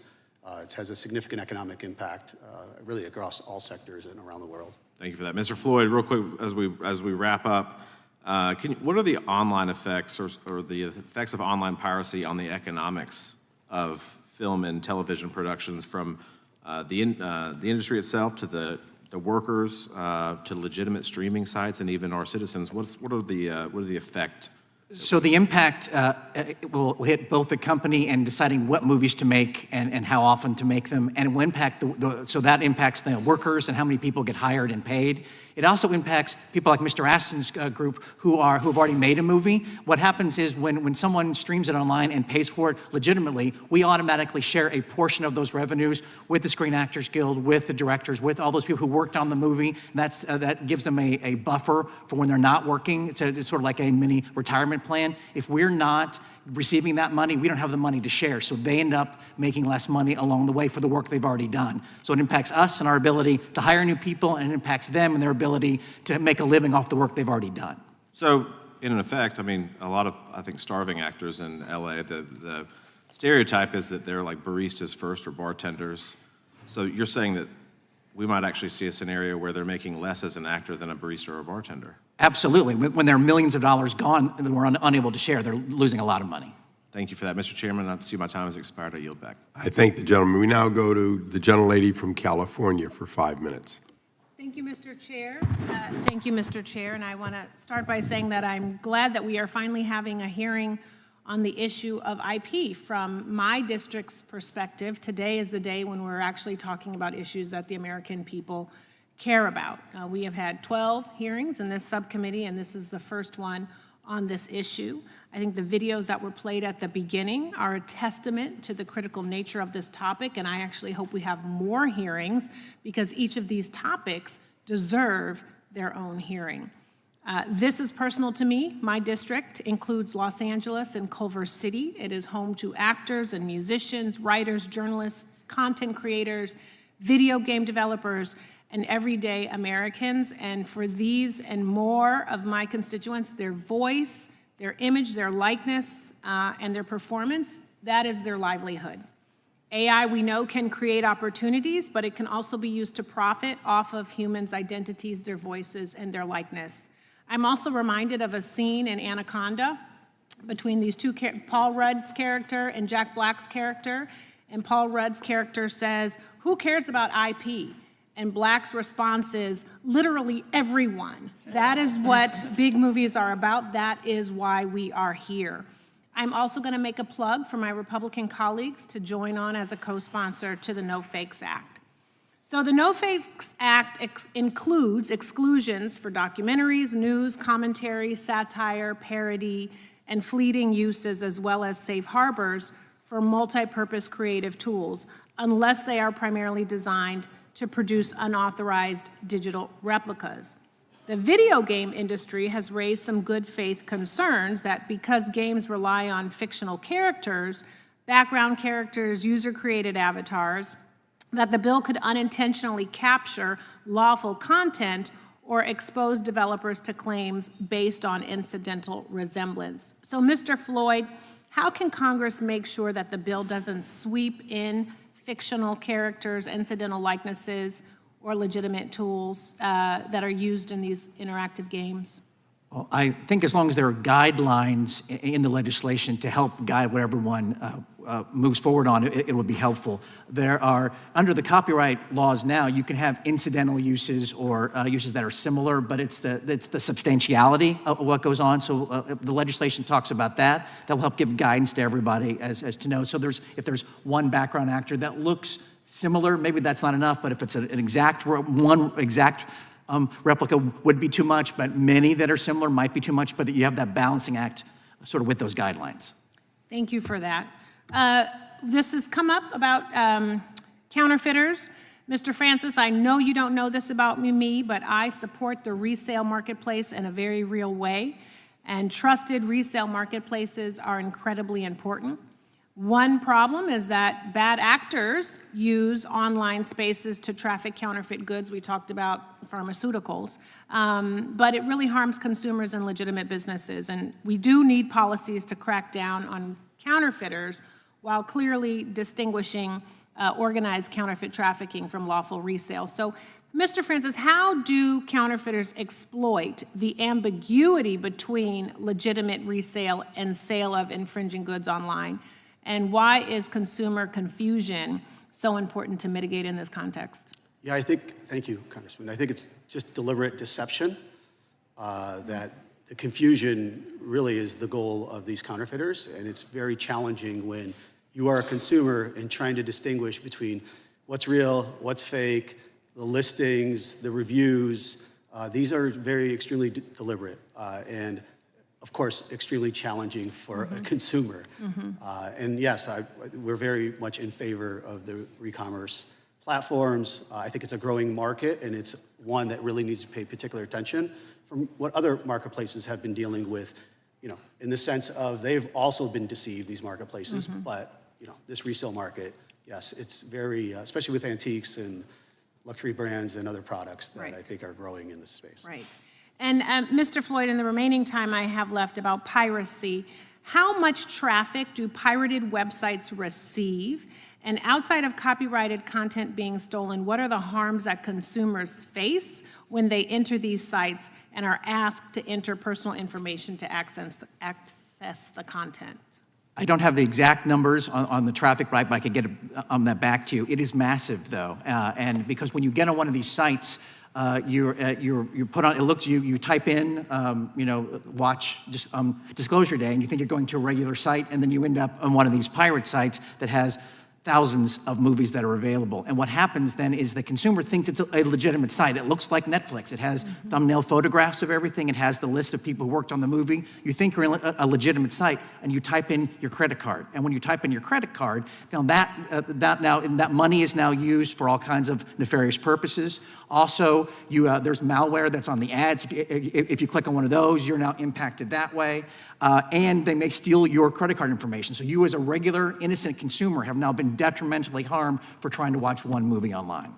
Thank you for that. And Mr. Chair, I ask unanimous consent to enter into the record a statement from the Motion Picture Association before this subcommittee on this particular hearing topic. Without objection, so ordered. Thank you so much. And I want to thank the gentlelady for her comments. The 12 hearings we've done, some have been many have been on IP, but the fact that this one focuses on piracy specifically, I take note that if I had to do it over again, I'd have done more and I've done sooner. So with that, I will recognize myself for my 5 minutes. 5 minutes isn't enough to deal with all the issues we're dealing with. I think that's clear. So I'm going to ask all of you to please revise, extend, give us your thoughts. Doctor, we'll take it all, even though we couldn't have it all here. I want to focus on a couple of things. First of all, it is clear that we have some laws that the courts have found they're unable to use effectively. And Mr. Moore, I'm going to ask you a tough one that you may not have actually come prepared for. In the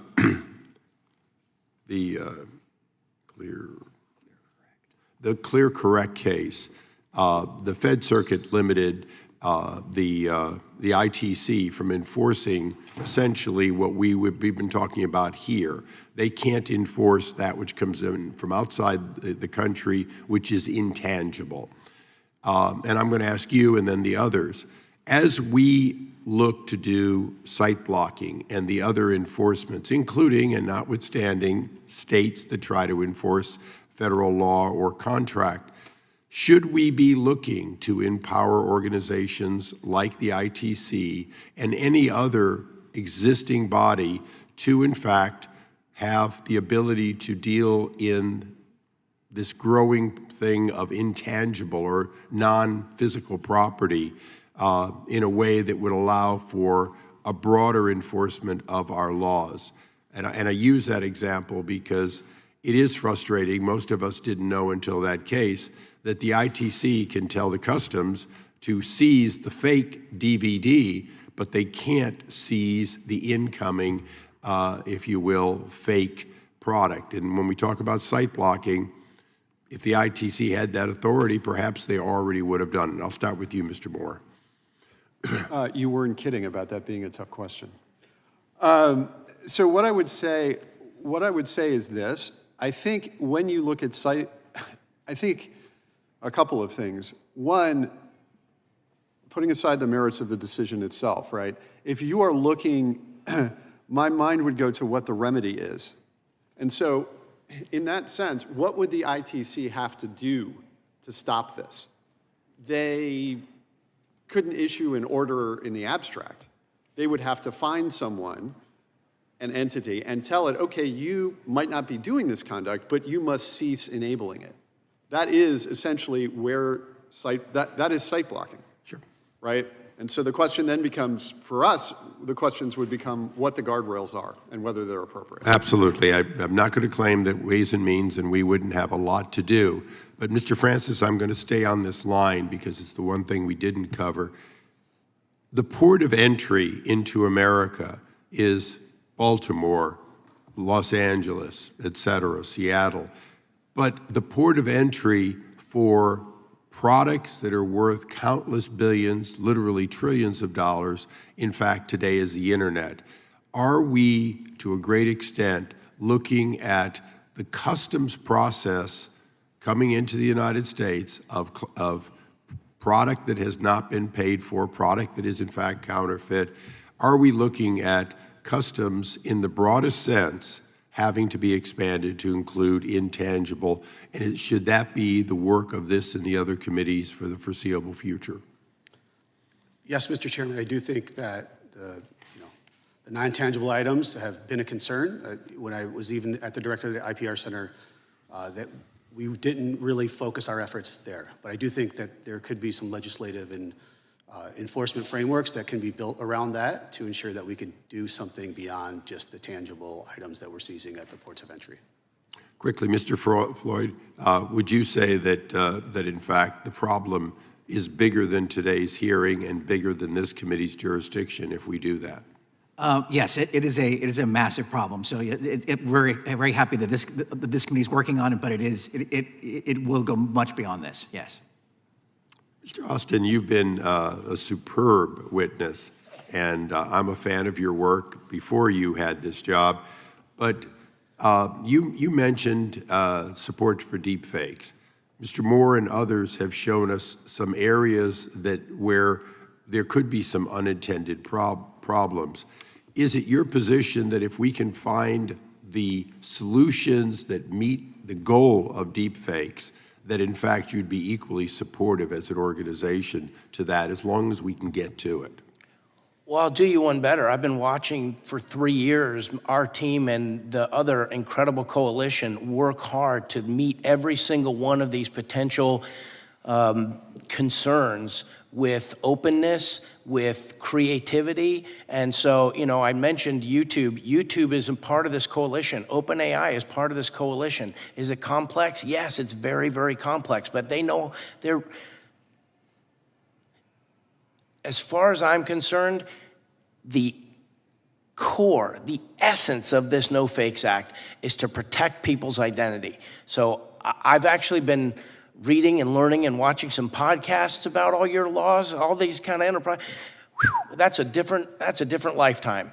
But this sausage is coming together nice from my point of view. And so I feel like the group that's here and the group that you're working with will do it. And of course, SAG-AFTRA stands foursquare behind getting no fakes passed into law. Mr. Moore, I'd like you to be able to close on where you think we can get to the goal of deepfakes and other legislation and where the challenges remain. I think when we talk about the challenges, I think I list 4. I'm going to focus on 2. The first one is preemption.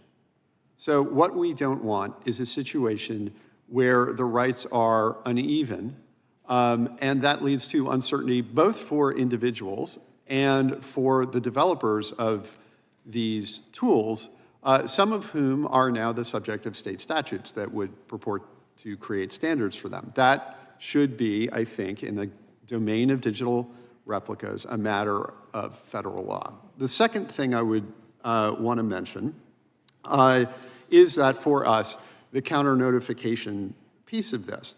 which is, I come back to something Mr. Astin said before, in that there was a situation where a friend of his had a video, and he simply couldn't tell whether it was real or not. And I think there are instances where there will be things that are real, and we can't yet tell the difference. And so in those circumstances, we should take care to ensure that those particular instances of expression remain available as best we can. It was good, succinct. I understand that you have a unanimous consent. The gentleman's recognized. Thank you, Mr. Chairman. I ask unanimous consent to enter into the record a letter from the Council for Innovation Promotion supporting the No Fakes Act, the Shop Safe Act, and judicial site blocking legislation. Without objection, so ordered. In closing, this is, in fact, not our last, and not this committee's last hearing on this subject. Hopefully, though, it will be the last one before some of this legislation begins to move. I think that, in fact, people you've seen on both sides of this hearing are close. The issues that Mr. Moore mentioned are of great concern, but they do seem to be surmountable. I'm going to make one closing statement, rights of the chairman, if you will. This legislation is going to, if I have my way, move under my watch. It means that those who have said they're close, they're not opposed to it, but they want to, we're going to test that, which is that enough is known, language is being distributed on what we believe is final compromises to get to legislation. And it's going to be my intention, with the help of my chairman and old friend, Mr. Jordan, that we will move it out of this committee. And I say so today because I think all of you have made the case that allowing this continued damage is simply no longer possible. I'm going to further close by saying just one thing, which is I started in the era of protecting my trademarks. And I certainly understood that the standard for confusion as to source was all you really had to prove in order to prove that you had been infringed. It shocks me many years later, and Professor, you know the history of this, but that we didn't use that standard in the courts. Having said that, if the courts aren't willing to use trademark for likeness, then we will have to give them the authority and the mandate to do so. And that will be the goal of this committee. The part I have to say at the close is simply that we will have 5 legislative days, which with our current schedule could give you a lot more than 5 days to accept additional statements here and questions for all of you, and then a reasonable time to respond. Will all of you agree to take those questions and answer them to the best of your ability? Thank you all. You've been very generous with your time. This subcommittee stands adjourned.